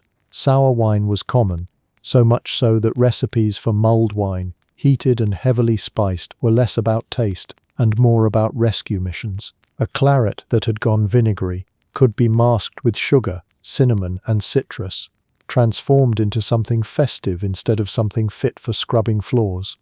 Guests politely praised the complexity, though everyone knew they were really tasting desperation with a hint of cloves. Punch bowls became the Georgian solution to many a bad cask. These enormous communal concoctions mixed wine, brandy, rum, sugar, citrus, and spices in quantities large enough to drown suspicion. A punch didn't just disguise spoiled ingredients, it obliterated them. By the third ladleful, nobody cared whether the base wine had started its life as vinegar. Punch was less a drink than a social lubricant disguised as tropical excess. Satirists mocked it, moralists railed against it, but hosts adored it, for a bowl of punch could turn questionable stock into a merry evening. Even brandy and rum, sturdier than ale or wine, weren't immune to mishaps. Poor quality distilling left behind harsh flavors, while adulteration by unscrupulous sellers turned strong spirits into unpredictable potions. Watered-down rum, brandy laced with burnt sugar to imitate age, or gin stretched with turpentine were common complaints. The infamous gin craze earlier in the century showed just how bad things could get when quality control vanished. By the Georgian period, gin still flowed, but its reputation lingered. It was the drink of the desperate, cheap enough to rot your insides faster than it numbed your woes. The poor relied most heavily on ale, but even they weren't spared disappointment. A labourer's daily pint might be weak to the point of pointlessness, or worse, on the verge of souring. Yet it was often safer than water drawn from polluted wells or rivers. Drinking spoiled ale wasn't pleasant, but it was preferable to dysentery. In this sense, Georgians accepted flat or sour booze the way they accepted mouldy bread or rancid butter, as part of life's ongoing negotiation between hunger, thirst, and survival. Taverns themselves became testing grounds for the state of drink. Patrons quickly developed instincts for spotting trouble: ale that smelled off, wine that left an odd aftertaste, gin that burned in the wrong way. Complaints were common, but options were few. In some taverns, disputes broke out over bad beer, with landlords defending their barrels as perfectly fine while customers grumbled into their mugs. Elsewhere, landlords simply poured questionable drink with confidence, knowing intoxication dulled standards. By the time your second pint arrived, you weren't picky, you were just grateful to still be upright. Wine fraud was especially notorious. British merchants, eager to profit, sometimes blended cheap or spoiled stock with a splash of good stuff and sold it as imported claret or port. Customers in genteel drawing rooms might sip from elegant glasses, congratulating themselves on their refined taste, when in fact they were drinking an alchemical experiment designed to stretch a barrel's profit. Critics in pamphlets lambasted the dishonesty, yet the practice thrived. The market's demand for affordable wine outstripped supply, and adulteration filled the gap. Spirits, while more resilient, came with their own perils when consumed to excess. Physicians of the age noted the rise of dropsy, swelling, and liver complaints in habitual drinkers, but such warnings rarely slowed demand. Strong drink was both escape and entertainment, and the dangers of spoiled wine or flat ale paled beside the joys of intoxication. After all, if your claret had turned, you could drown it in punch. If your ale was flat, you could chase it with rum. If your gin burned like lamp oil, well, at least you felt warm on the walk home. What stands out is the sheer determination of Georgians to salvage every drop of booze. Unlike rotten meat or fish, which could kill outright, spoiled alcohol was usually unpleasant rather than fatal. This made it the perfect candidate for creative disguise. Add sugar, add spice, add heat, and hope your guests were too merry to notice. And most of the time they didn't. The communal joy of drinking trumped the sourness in the glass. So, ale, wine, and spirits joined the long parade of Georgian foods and drinks that lived on the edge. They promised comfort, community, and celebration, but just as often delivered disappointment. For every crisp pint of fresh ale, there was a flat one. For every smooth glass of port, a sour claret lurked. For every warming sip of rum, a treacherous dram of adulterated gin waited. Still, Georgians raised their glasses night after night, determined to toast the empire, their families, or simply the relief of surviving another meal. The next morning's headaches may have come not only from quantity but also from quality. Yet the tradition persisted. Drinking was a ritual, a pleasure, and a necessity in a world where water betrayed more often than booze. Even when the wine aged like sour socks, even when the ale sighed instead of fizzed, the Georgians drank. Because in a land of rotting kitchens, at least alcohol, however imperfect, still offered cheer in a cup. In a perfect world, water should have been the simplest, safest, most reliable drink on the Georgian table. Clear, abundant, and free. What could possibly go wrong? The answer, of course, was everything. For the Georgians, water was rarely safe, often filthy, and occasionally lethal. Streams carried the runoff of villages, wells drew from questionable depths, and rivers doubled as both drinking source and open sewer. Thirsty? Flip a coin, refreshment or dysentery. The problem started with infrastructure. Britain in the 18th and early 19th centuries had no universal water system. Large towns and cities relied on a mishmash of wells, water carriers and private companies that pumped river water through wooden pipes to paying households. In the countryside, people relied on local wells or streams. None of these sources were reliably clean. Wells could be contaminated by nearby cesspits or livestock, while rivers were often dumping grounds for everything from tannery waste to dead animals. To scoop up a pail of water was to dip into a communal broth of human and animal activity. London's water supply was notoriously dreadful. The Thames, lined with industries, markets and houses that treated the river as a garbage chute, was both the city's pride and its poison. Companies like the New River Company proudly delivered fresh water to subscribers, but their pipes drew from points of the river already tainted by upstream sewage. Contemporary satirists joked that Londoners drank their neighbours' waste in every glass. It was not far from the truth. The river sparkled in paintings. In reality, it often smelled like a latrine. This is why beer, ale and wine were so important. Fermentation and alcohol made them safer. Water, untreated and raw, was always a gamble. Households learned tricks to reduce the risks. Boiling water for tea was one of the safest methods, which helps explain why tea became so popular across classes. But outside of the tea kettle, most water was consumed as it came, and that often meant swallowing more than just hydration. Contemporary accounts describe murky, gritty water that left residue in jugs, and an aftertaste that suggested more chemistry experiment than natural spring. The wealthy had slightly better options. Some estates built private reservoirs or collected rainwater in cisterns, which at least kept out the worst of the filth. But even these systems weren't foolproof. Without modern filtration, rainwater caught roof debris, bird droppings, and whatever else fell into the cistern. To filter it, some households poured water through cloth, charcoal or sand.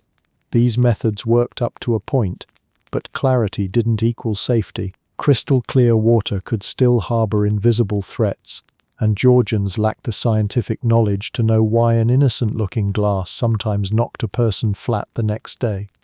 The poor, meanwhile, had no choice but to accept what they were given. They drew from communal pumps or local streams where contamination was guaranteed.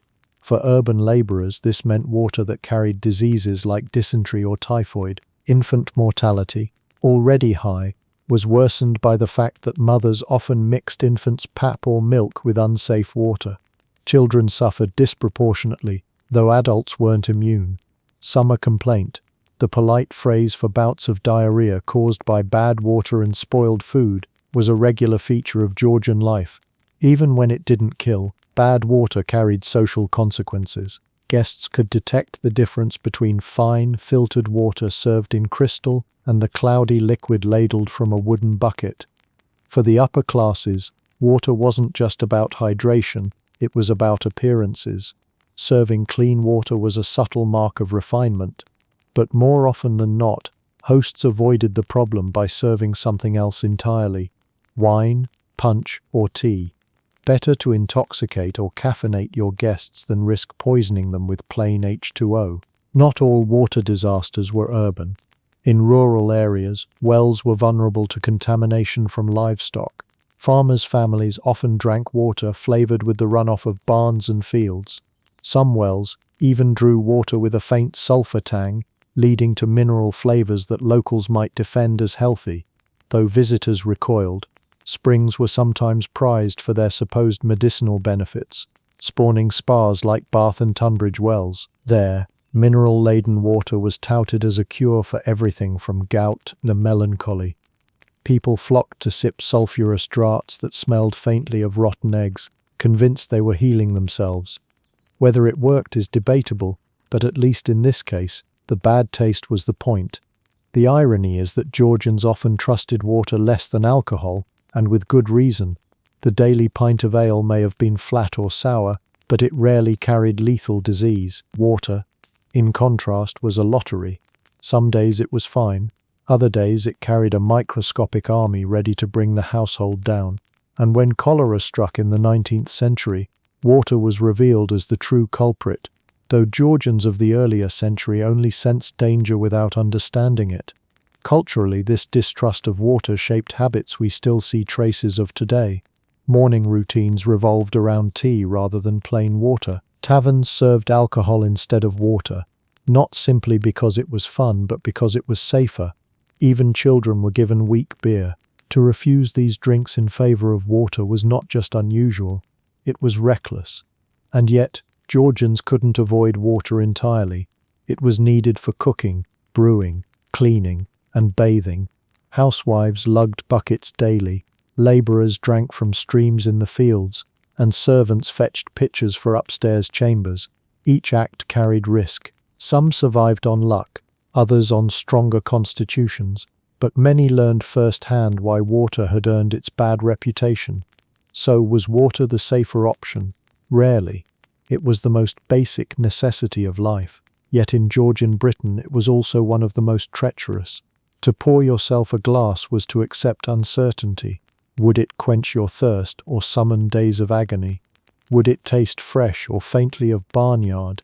In the end, Georgians decided it was better not to ask. Tea, beer, and punch might carry their own risks, but at least they didn't arrive with the stench of sewage attached.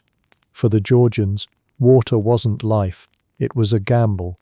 If the Georgian kitchen was a battlefield against rot, then the marketplace was the supply line, and it was every bit as treacherous. Imagine crowded streets thick with noise, sellers shouting over one another, carts blocking alleys, and the air filled with a pungent perfume of meat, fish, vegetables, horses, and people. This was where Londoners and townsfolk went to buy their daily sustenance, and it was as lively as it was alarming. Butchers, fishmongers, and hawkers brazenly displayed their wares, sometimes fresh, often not. Nothing says bon appetit like flies paying more attention to your steak than you do. The scale of these markets was staggering. Billingsgate, the famous fish market by the Thames, was a chaos of slippery stone, barrels of herring, heaps of shellfish, and enough stench to make your eyes water. Covent Garden bustled with fruit and vegetable stalls. The produce as varied as it was seasonal. Smithfield, on the other hand, dealt in meat on a scale that felt more like organized carnage than commerce. Herds of cattle and sheep driven in, slaughtered and sold, all within sight and smell of the public. These weren't neat supermarkets with clean aisles. They were arenas of survival where shouting, bargaining, and smell defined the experience. The visual spectacle was part of the draw. Fishmongers laid out glistening fish on boards, though glistening could mean either fresh catch or the sheen of slime after a hot day. Butchers hung carcasses on hooks, sometimes darkening at the edges, sometimes swarming with flies. Bakers stacked loaves, some warm from the oven, others recycled from yesterday. Cheese sellers carved wedges from wheels that had seen better days, trimming away mold to reveal something perfectly fine. Buyers knew better than to trust appearances, yet they had little choice. Smell, ironically, was both a warning and a disguise. The market itself was a stew of odors: ripe fruit, fresh herbs, smoking fish, rotting offal, dung from the animals that had been herded through the same streets. Navigating it required a strong stomach. Customers sniffed cautiously at goods, trying to judge whether a chicken was edible or whether an apple had begun fermenting. Yet spices, vinegar, and even smoke hung in the air too, sometimes masking the worst offenders. One could almost convince oneself that the stink was simply the smell of abundance rather than evidence of decay. Hygiene was non-existent.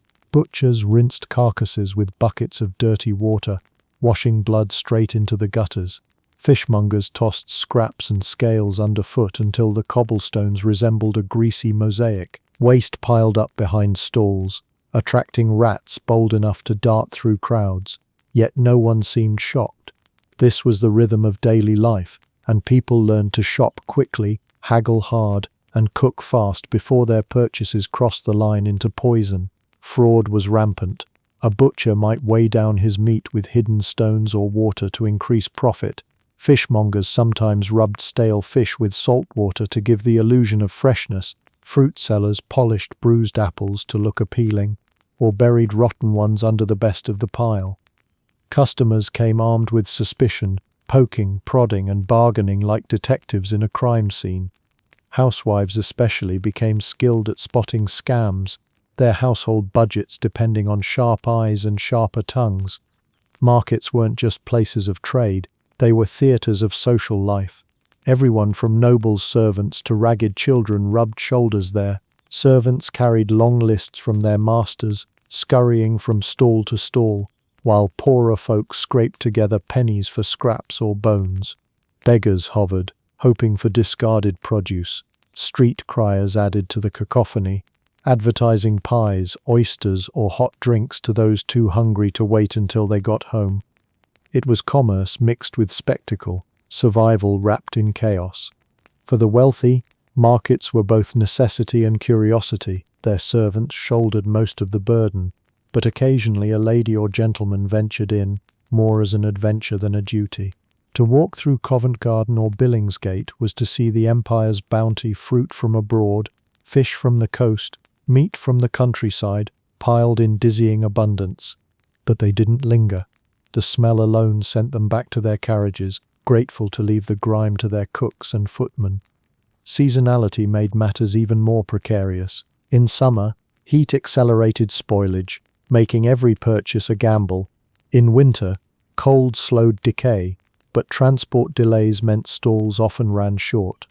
The unpredictability of supply meant that markets were places of both feast and famine, overflowing with goods one week, bare the next.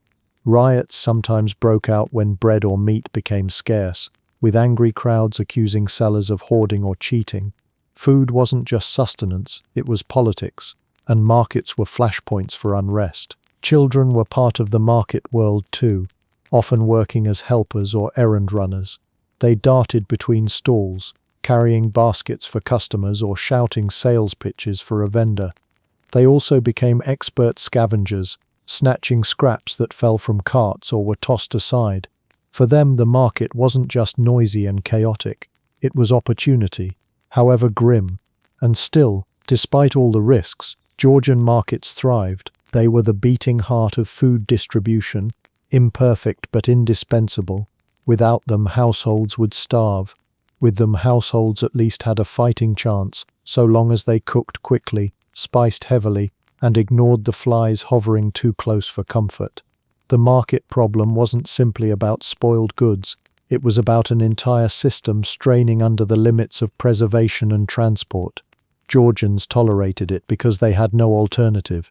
The abundance looked impressive, but behind every stall was the shadow of decay. Buyers walked away clutching baskets, their noses full of contradictory signals, their minds rehearsing recipes designed to beat the clock before rot set in. So the next time you picture a Georgian feast, imagine first the chaotic markets that supplied it, the cacophony, the smells, the scams, and the flies. For without those crowded stalls, the Georgian table would have been bare, and with them, it was always crowded, always noisy, and always just a little suspicious. Behind every glittering Georgian feast, behind the silver platters, crystal goblets, and elegantly folded napkins, stood a small army of servants. They cooked, carried, polished, and bowed, ensuring their masters' dining tables shone with abundance and refinement. But while lords and ladies dined on the best cuts, and even those were sometimes suspicious, the servants faced a grimmer reality when it came to their own meals. They were not served the finest morsels, or even the merely acceptable ones. More often than not, their lot was whatever was left behind, scraps, bones, and the borderline rotten bits no one else dared touch. Congratulations, you're the human compost bin. Servants' dining arrangements varied depending on the household. In grand estates, the staff had their own hall or room, sometimes referred to as the servants' hall, where meals were taken communally. In smaller households, food might be eaten in the kitchen itself, in hurried breaks, snatched between duties. But regardless of location, the menu was consistent in one respect: it was second-hand. The roast venison that dazzled the upstairs guests. Servants might get the gristle fat or scraps carved away before it reached the table. The pastry pies elegantly presented on silver dishes. By the time they filtered down to the servants' hall, they were half-collapsed crusts with dubious fillings. Worse still, leftovers weren't always yesterday's food. They might be several days old, stored poorly in a warm kitchen or larder. already souring by the time they reached the servants' plates. Meat too tough or too spoilt to serve upstairs might be chopped and stewed into something barely palatable. Vegetables past their prime might be boiled until unrecognizable. Servants became masters of culinary disguise, using onions, herbs, or sheer boiling power to mask the decay. Eating wasn't about enjoyment, it was about making the best of what was given. There was also hierarchy within the servant class itself. Senior staff, housekeepers, butlers, cooks had access to slightly better portions, while lower-ranking maids, scullions, and footmen often ended up with the scraps of scraps. A cook, by virtue of her position, could reserve for herself a decent slice of beef or a ladle of pudding, while the kitchen maid's scraping pans might be left with little more than charred bits.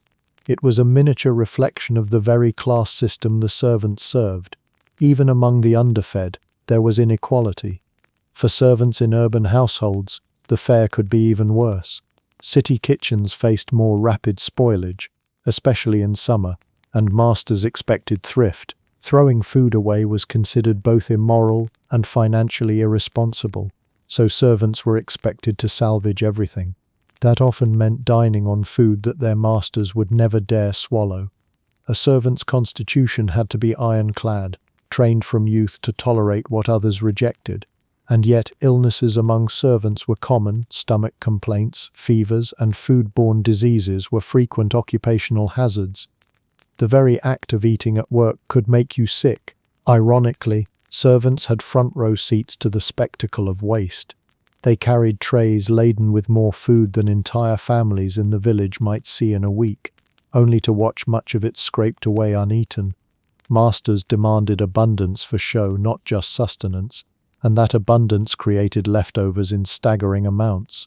Some of it trickled down to servants, much of it ended up discarded. To carry an untouched roast back to the kitchen, while knowing your own dinner was a bowl of greasy stew, was a bitterness servants swallowed alongside their scraps. Still, servants found ways to make do. Recipes like bubble and squeak, fried leftover cabbage and meat, or simple hashes were born in part from servant ingenuity, transforming odds and ends into something filling. Bread crusts could be soaked into puddings, bones could be boiled into broths. The very frugality of servant cooking shaped some of the dishes that later entered British tradition. Yet in their own time these meals were less culinary creativity and more survival instinct. There was also the ever-present risk of outright rotten food. Servants, unlike their masters, didn't always have the option to reject what was offered. Moldy cheese, sour milk, rancid butter, these might still be consumed downstairs. To waste them was to risk the master's anger for being ungrateful or wasteful. So the servants learned to scrape, trim, and disguise. If the cheese wriggled, cut deeper.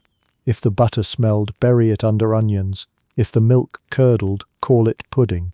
Survival meant lowering standards, sometimes to shocking degrees. Street literature and satirical prints occasionally poked fun at the plight of servants' meals. Pamphlets mocked the idea that while upstairs dined on delicacies, downstairs the staff gnawed bones like hounds. But for servants themselves, there was little comedy in the arrangement. They worked long hours, often from dawn until midnight, and food was one of their few comforts. To find that food was rancid was just one more reminder of their lowly status. And yet, not all was misery. On rare occasions, generous masters or special holidays brought genuine treats downstairs, a slice of pudding, a decent cut of meat, or a rare piece of fruit. These small moments stood out precisely because they were exceptions.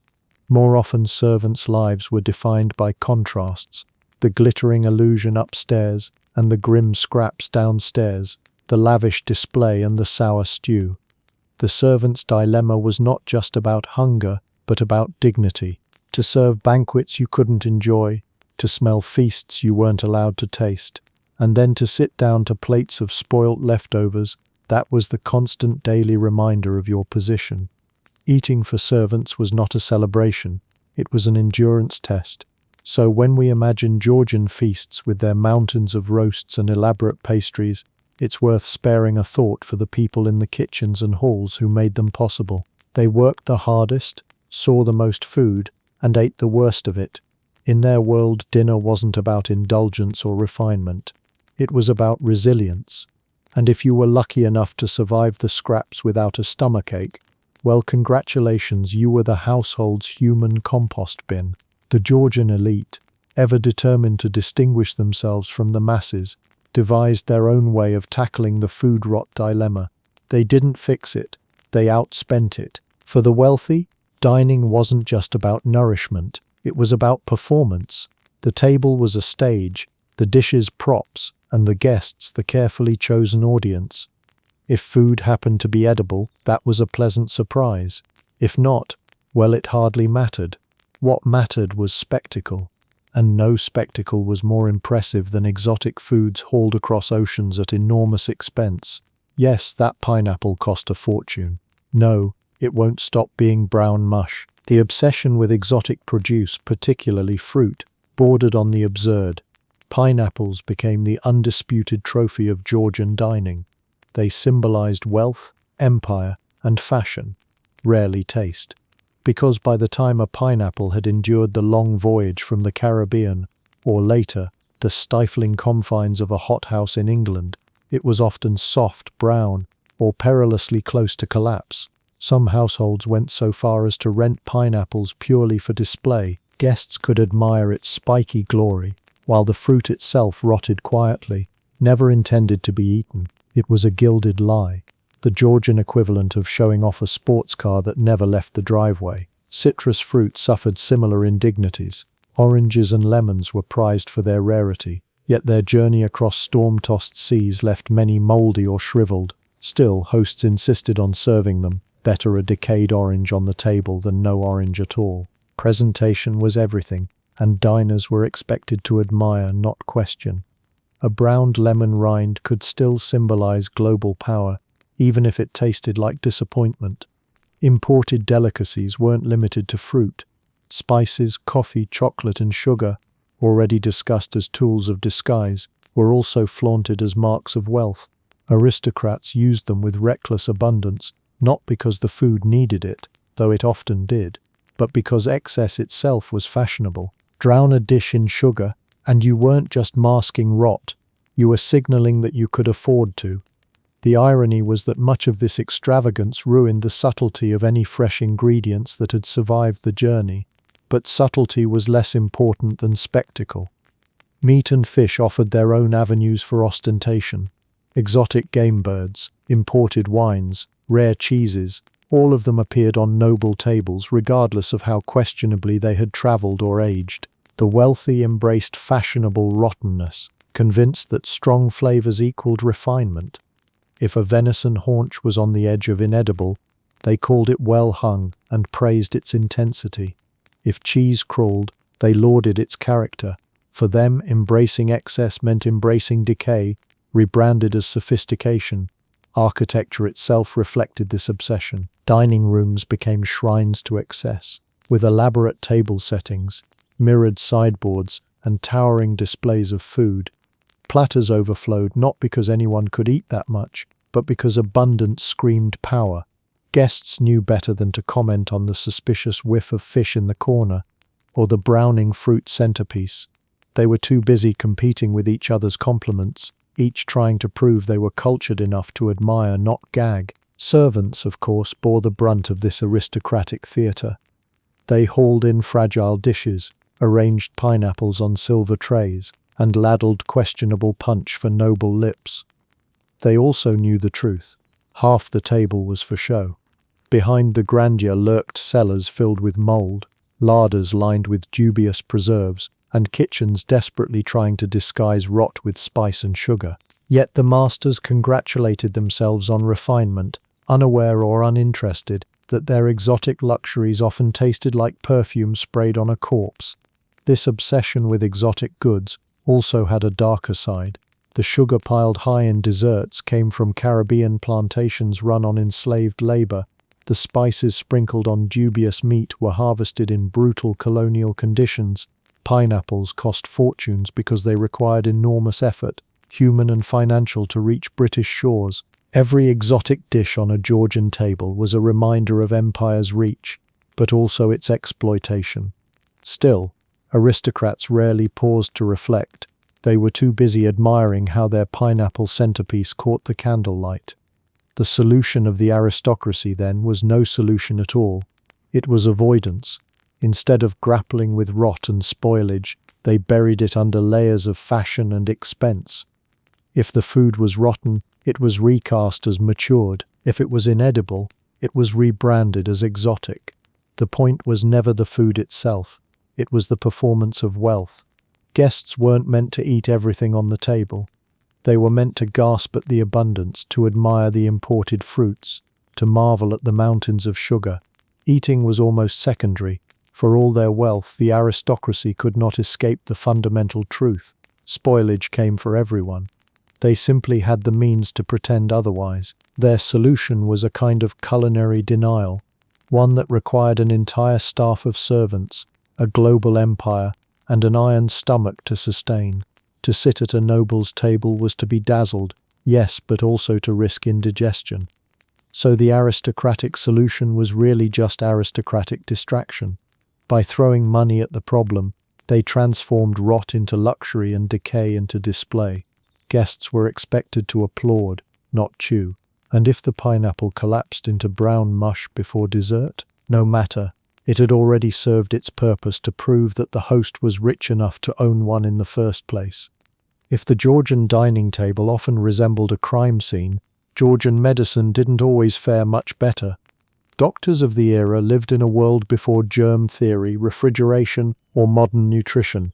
They understood that food could hurt or heal, but their ideas of how often came from tradition, theory, or outright guesswork rather than hard evidence.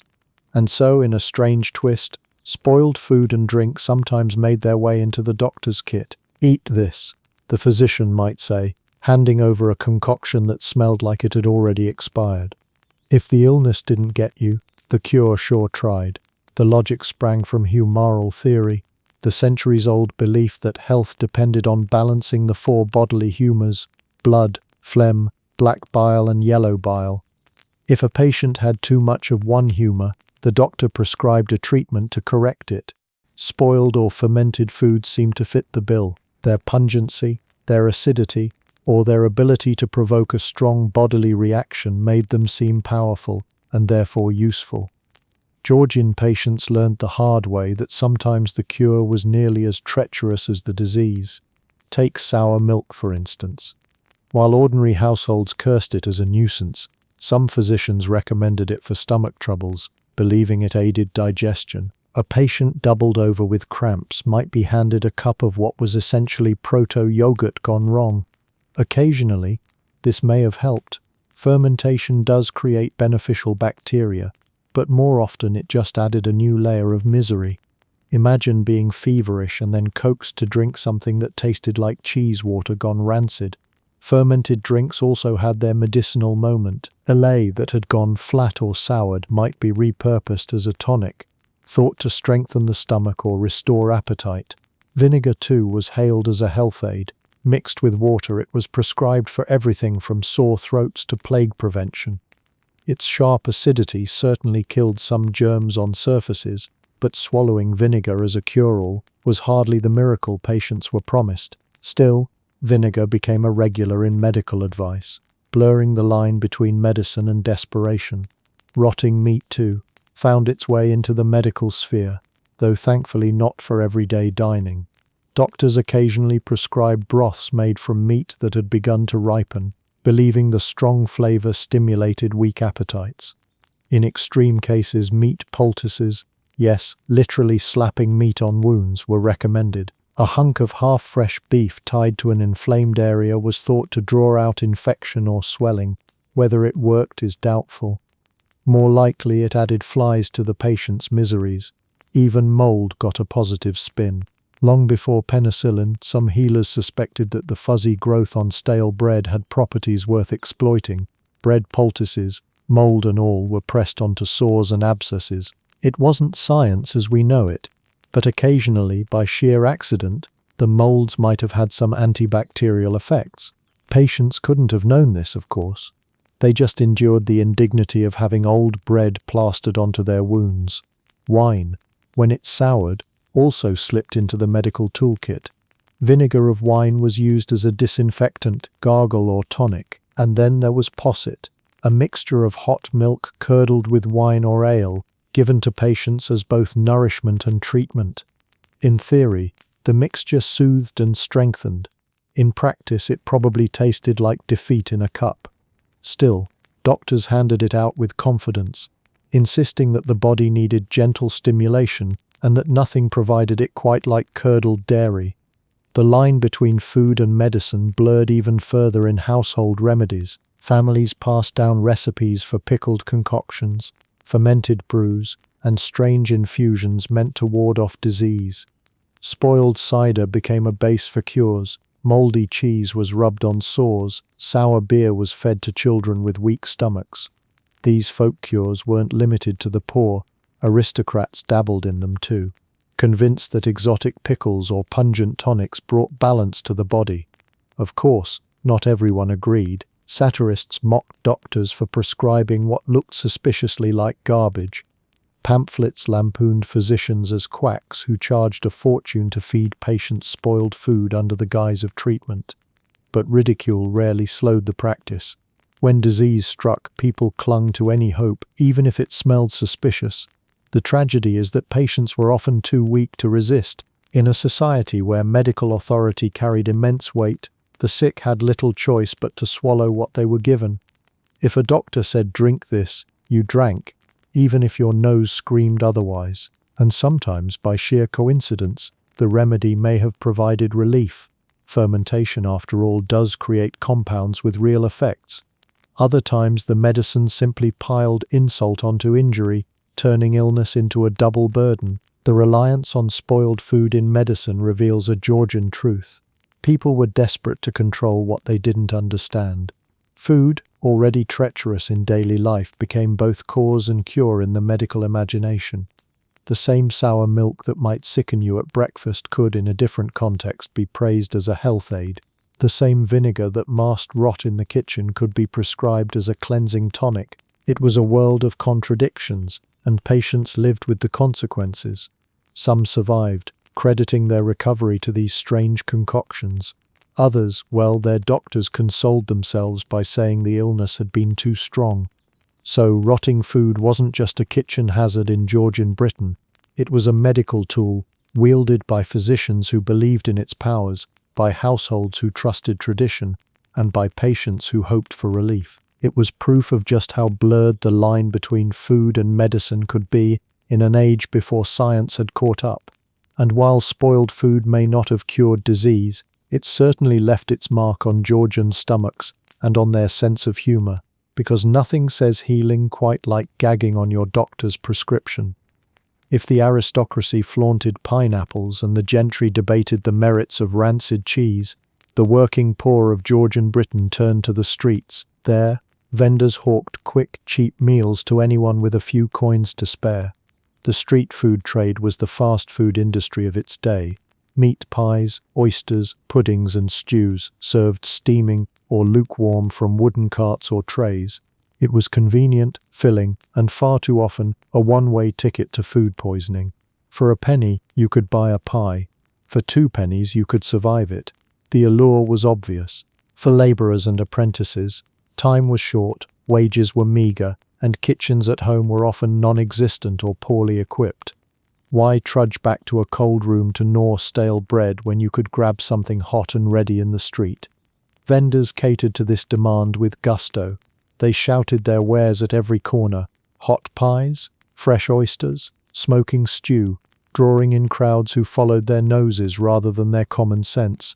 But freshness was a relative term. The average meat pie was less a dish and more a mystery box. Bakers packed them with whatever scraps they could find: leftover mutton fat, questionable pork, offal trimmed from butchers' stalls, or even meat that had started to turn. Once it was chopped, seasoned and baked in pastry, few could tell the difference, until the stomach cramps set in later. Satirical prints of the time loved to depict cat pies and dog sausages, poking fun at the idea that street vendors filled their wares with anything that moved. While the truth may not have been quite so dramatic, there's little doubt that meat was often more suggestion than fact. Oysters, surprisingly, were the poor man's food. They were cheap, plentiful, and sold everywhere from dockside barrels to street corners. Working-class Londoners slurped them by the dozen, washed down with cheap gin or ale. But oysters were harvested from polluted coastal waters, often near sewage outflows. The result was a mollusk marinated in everything the Thames and other rivers had to offer: industrial waste, human waste, animal waste. To swallow a raw oyster from a street cart was to invite an entire microbial army into your stomach. That they remained popular is testament not to their safety but to the lack of better options.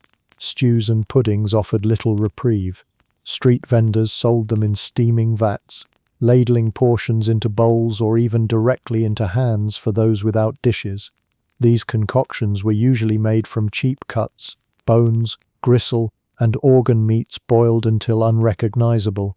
They were filling, yes, but also a perfect breeding ground for bacteria if left standing too long. In summer, vats of stew could sour before noon, yet still be ladled out to unsuspecting customers who mistook the tang for seasoning. Hygiene in the street trade was non-existent. Vendors worked with bare hands, reused utensils without washing, and set up shop in alleys thick with horse manure and open drains. Food was displayed uncovered, exposed to swarms of flies, dust, and whatever the wind carried. The smell of rotting meat mixed with the scent of frying pies and boiling puddings, creating an aroma both enticing and alarming. To buy food on the street was to embrace the chaos of the city, smells and all. Yet street food thrived. Why? Because it was cheap, quick, and when luck was on your side, tasty. For the poor, it was often the only way to get a hot meal. For children working long hours in workshops or on the streets, a penny pie or a handful of oysters could mean the difference between fainting from hunger and carrying on. Even the middle classes indulged occasionally, lured by the convenience of a hot pie on a cold day. Street food was democratic in its danger, it tempted everyone. The authorities did little to regulate it. While pamphlets and newspapers sometimes railed against the dangers of street victuals, enforcement was lax. Vendors could set up with little oversight, and when inspectors did crack down, they often turned a blind eye for a bribe. Complaints about food poisoning rarely led anywhere. The vendor would be gone the next day, replaced by another shouting the same promises of freshness. Street food also had a cultural role. Vendors became part of the urban soundtrack, their cries immortalized in prints and songs. The London cries depicted hawkers selling everything from pies to eels, their voices weaving into the daily rhythm of the city. Children mimicked them in play, while satirists mocked them in verse. They were symbols of the hustle and bustle of Georgian life, essential, colourful, and faintly menacing. The risks were real, though. Contemporary reports describe outbreaks of illness tied to tainted oysters or pies. Dysentery, food poisoning, and other gastrointestinal nightmares often traced back to the street stalls. Yet customers kept coming back because hunger trumped caution. In a way, street food was the perfect symbol of Georgian dining as a whole: abundant, cheap, appealing, and quietly lethal. Still, the vendors had their tricks. Strong spices, pepper, and vinegar masked questionable flavors. Pastry shells trapped the smell inside until it was too late. Hot vats of stew disguised sourness with steam. The performance of freshness was part of the game, and customers willingly played along. After all, what else could they do? A penny pie might betray you, but it filled your belly for a few precious hours. So Georgian street food was both a lifeline and a nightmare. A world where every purchase was a gamble, every bite a roll of the dice. For some it was nourishment, for others it was their last supper. And yet, the cries of the vendors never ceased, echoing through crowded streets, calling customers to risk their pennies and their health. Cheap, convenient, and often lethal, the Georgian street meal was as much survival as it was supper. Georgian Britain wasn't entirely blind to the dangers of rotten or adulterated food. By the 18th century, the sheer scale of fraud, spoilage, and sickness had grown too obvious to ignore. The public grumbled. pamphleteers mocked, and occasionally riots broke out when people discovered just how badly they'd been cheated at the market. In response, lawmakers began fumbling towards something we might recognize today as food safety. It was patchy, uneven, and often poorly enforced, but it was a start. The law said, "No chalk in bread." The baker said, "But it adds crunch." Bread was the obvious first target. It was the staple food for nearly everyone, from lords to laborers. If bread was bad, the whole country suffered. Laws regulating bakers went back centuries, most famously the medieval Assize of Bread and Ale, which dictated not only the price of bread but also its weight and quality. In the Georgian era, echoes of these laws still lingered, though bakers were nothing if not inventive. Flour was stretched with chalk, alum, ground bones, or sawdust to bulk it out. Parliament periodically cracked down, issuing proclamations and levying fines, but the temptation for profit was strong. A loaf could look perfect while hiding half a quarry inside it. Inspectors did exist, so-called bread weighers and market officials, but they were often underfunded, underpowered, or more often bribed. A baker caught selling underweight loaves might pay a fine one week and carry on the next. Housewives complained constantly, and satirical writers filled columns with jabs at bakers who padded their profits as much as their dough.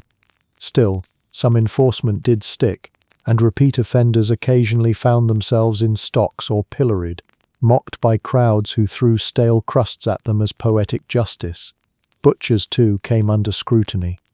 The sight of green-tinged meat hanging in stalls, buzzing with flies, was a common complaint.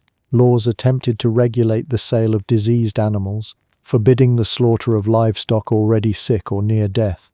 Yet poor oversight and the sheer demand for cheap meat meant rules were bent or ignored.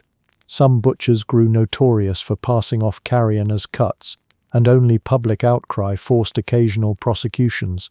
Still, in an era without refrigeration, even honest butchers often sold meat that was halfway spoiled before it reached a customer's plate. Markets, those chaotic centers of Georgian food life, also faced regulation. City authorities issued rules about cleanliness, weights and measures. Sellers were supposed to keep their goods honest and their scales fair. Fraudulent weights were a common scam, hollow measures that looked full but cheated buyers of their share. Officials periodically raided stalls, confiscating faulty weights or rotten goods. In London, the Lord Mayor's court sometimes made examples of offenders, fining or even jailing them, but the sheer size and sprawl of markets made thorough policing impossible. For every butcher caught red-handed, dozens more slipped by, knives busy and purses fuller. Adulteration beyond bread was another recurring worry. Milk sellers were infamous for watering down their product, sometimes to the point where it was more water than milk. Beer was diluted or mixed with cheaper brews. Wine merchants doctored their imports with sugar, spices, or outright chemicals to mimic expensive vintages. Parliament debated laws to curb these practices, but enforcement remained half-hearted. One problem was that even the upper classes were complicit. They demanded cheap luxuries, and fraud filled the gap. To admit adulteration was to admit their own indulgence, so complaints were often selective, aimed more at shaming rivals than at fixing the system. When the state did act, it often did so in response to scandal. Outbreaks of poisoning, whether from spoiled oysters, tainted flour, or rancid butter, prompted temporary bursts of legislation. Pamphlets whipped up outrage, calling for stricter controls. But once the immediate crisis passed, so did momentum. Georgian Britain had no centralized food authority, no standard inspectors, and little scientific understanding of contamination. Laws were blunt instruments, enforced sporadically and often more concerned with protecting public order than public health. Still, these early measures mattered. They set precedents. The idea that the state had a role in food quality was itself a major step forward. People were no longer left entirely at the mercy of the market.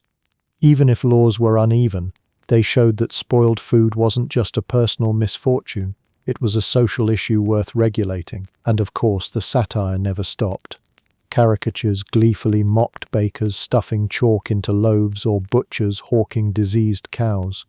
Pamphleteers joked that beer was half river, wine half chemistry experiment, and bread half building material. Humor became a form of protest, spreading awareness even as the law lagged behind. If Parliament was slow to act, the people at least knew to laugh bitterly at the absurdity of it all. For ordinary Georgians, though, laws were little comfort. A fine levied on a dishonest butcher didn't erase the memory of a family supper ruined by green meat. An inspector's raid on bakers didn't fill the bellies of the poor who had spent their wages on loaves bulked out with alum. The early laws were symbolic gestures, sometimes useful, often not, but they marked the beginning of a larger movement toward what would eventually become modern food safety. So, while Georgian kitchens still stank of decay and markets still crawled with fraud, the idea that someone ought to do something had begun to take hold.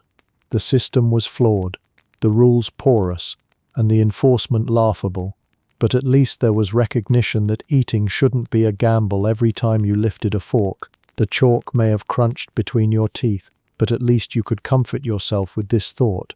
Somewhere, on parchment in Parliament, a law already said it wasn't supposed to be there.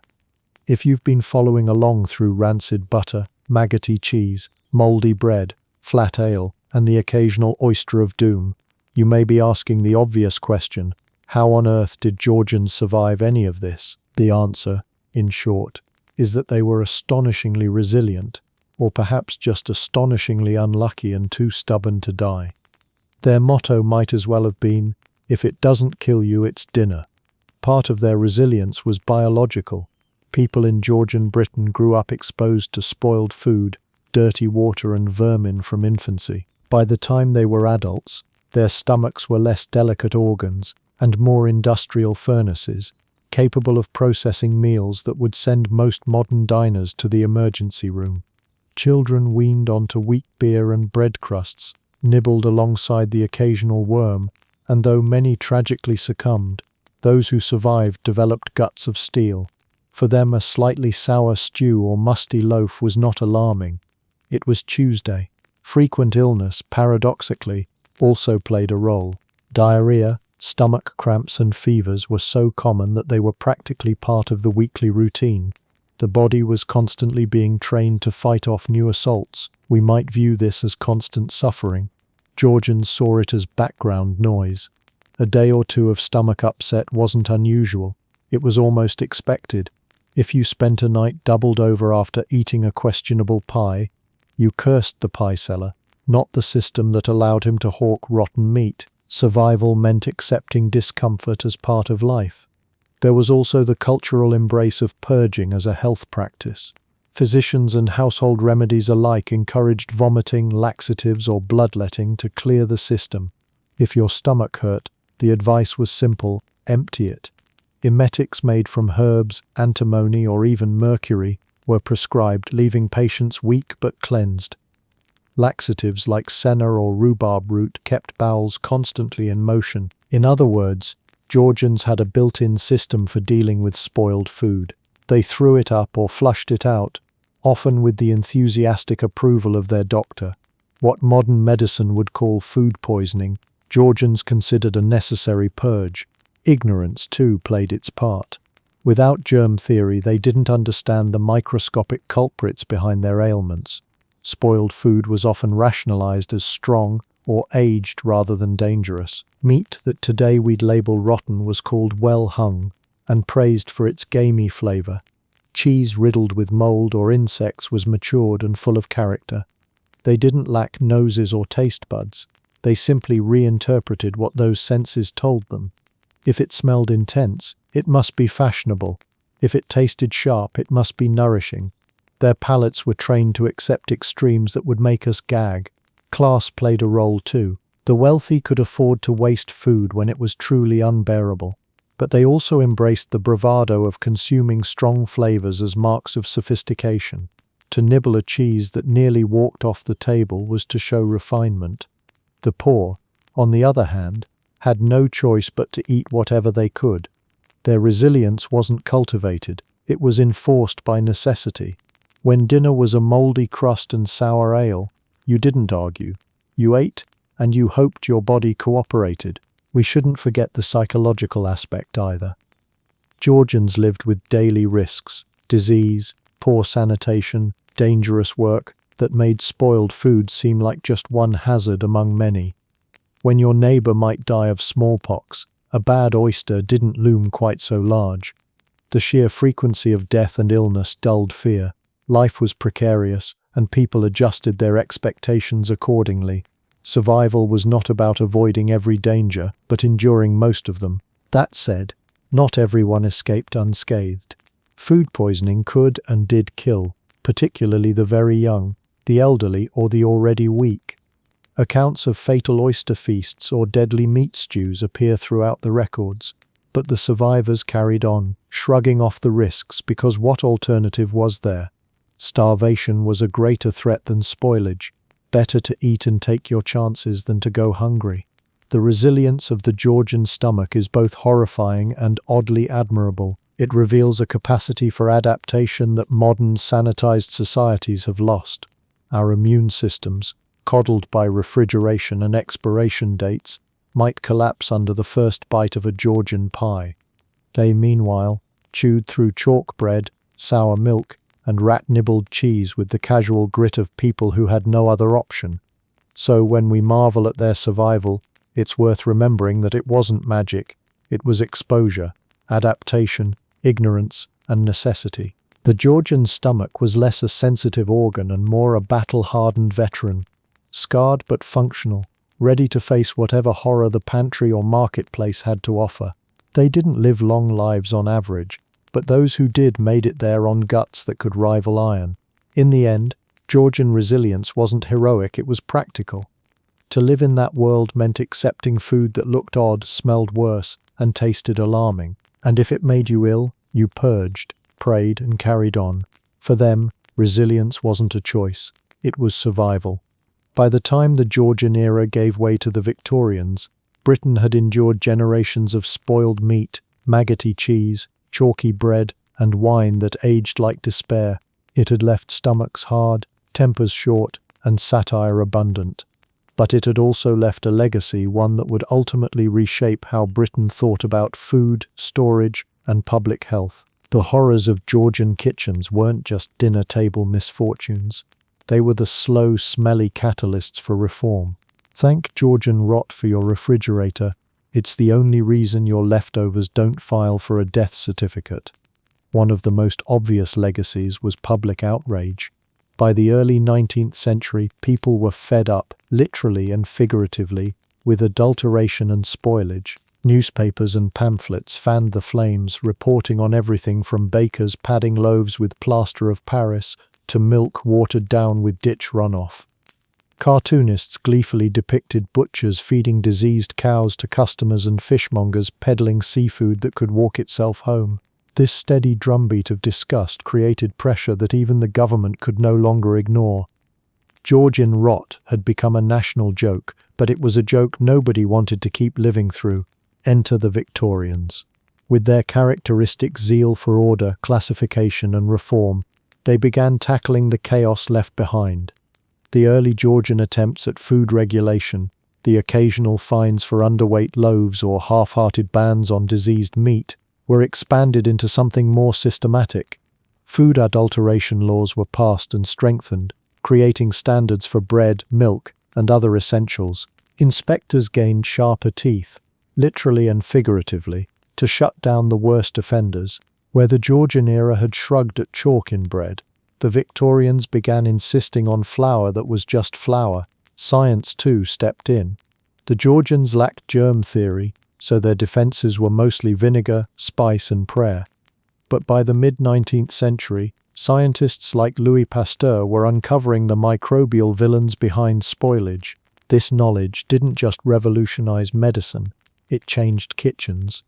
Once people understood that invisible life was the enemy, they started looking for new ways to fight it. Suddenly, fresh wasn't just a matter of smell and bravado. It could be measured, controlled, and improved. The invention and spread of refrigeration was perhaps the greatest victory over Georgian rot. Ice houses had existed in the 18th century, but they were luxuries for the rich. By the Victorian era, mechanical refrigeration began appearing, eventually transforming food storage forever. No longer did meat need to hang until it teetered on the edge of decomposition. No longer did milk curdle in the afternoon sun. The refrigerator, the quiet humming hero of modern kitchens, owes its very existence to centuries of misery endured by people forced to eat food that stared back at them. Packaging, too, was revolutionized. The Georgians wrapped food in cloth, paper, or nothing at all, leaving it at the mercy of flies and rodents. By the 19th century, glass jars, tins, and eventually cans began sealing food away from contamination. Canning was particularly transformative, allowing armies, sailors, and households alike to store meals safely for months. Sure, the first canned goods occasionally exploded or contained lead from their soldering, but progress is rarely pretty. At least it was better than the Georgian alternative of scraping mouse droppings off the flour before baking. Culturally, the legacy of Georgian kitchens lingered in memory. Victorians prided themselves on being cleaner, more disciplined, more scientific. They contrasted their own modern kitchens with the filthy chaos of their grandparents' day. Cookbooks began emphasizing hygiene, cleanliness, and precision. Servants were drilled not just in preparing meals, but in keeping food safe. Where Georgians joked about aged flavors, Victorians promoted the gospel of freshness. Food was no longer just about abundance, it was about trust.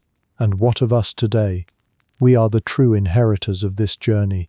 We glance at expiration dates, trust that our milk won't curdle before tomorrow, and store our leftovers without fear that they'll sprout new life forms by morning. We shiver at the thought of maggoty cheese or flat ale, but those horrors laid the groundwork for our comfort. Without Georgian rot, there might never have been the push for Victorian reform.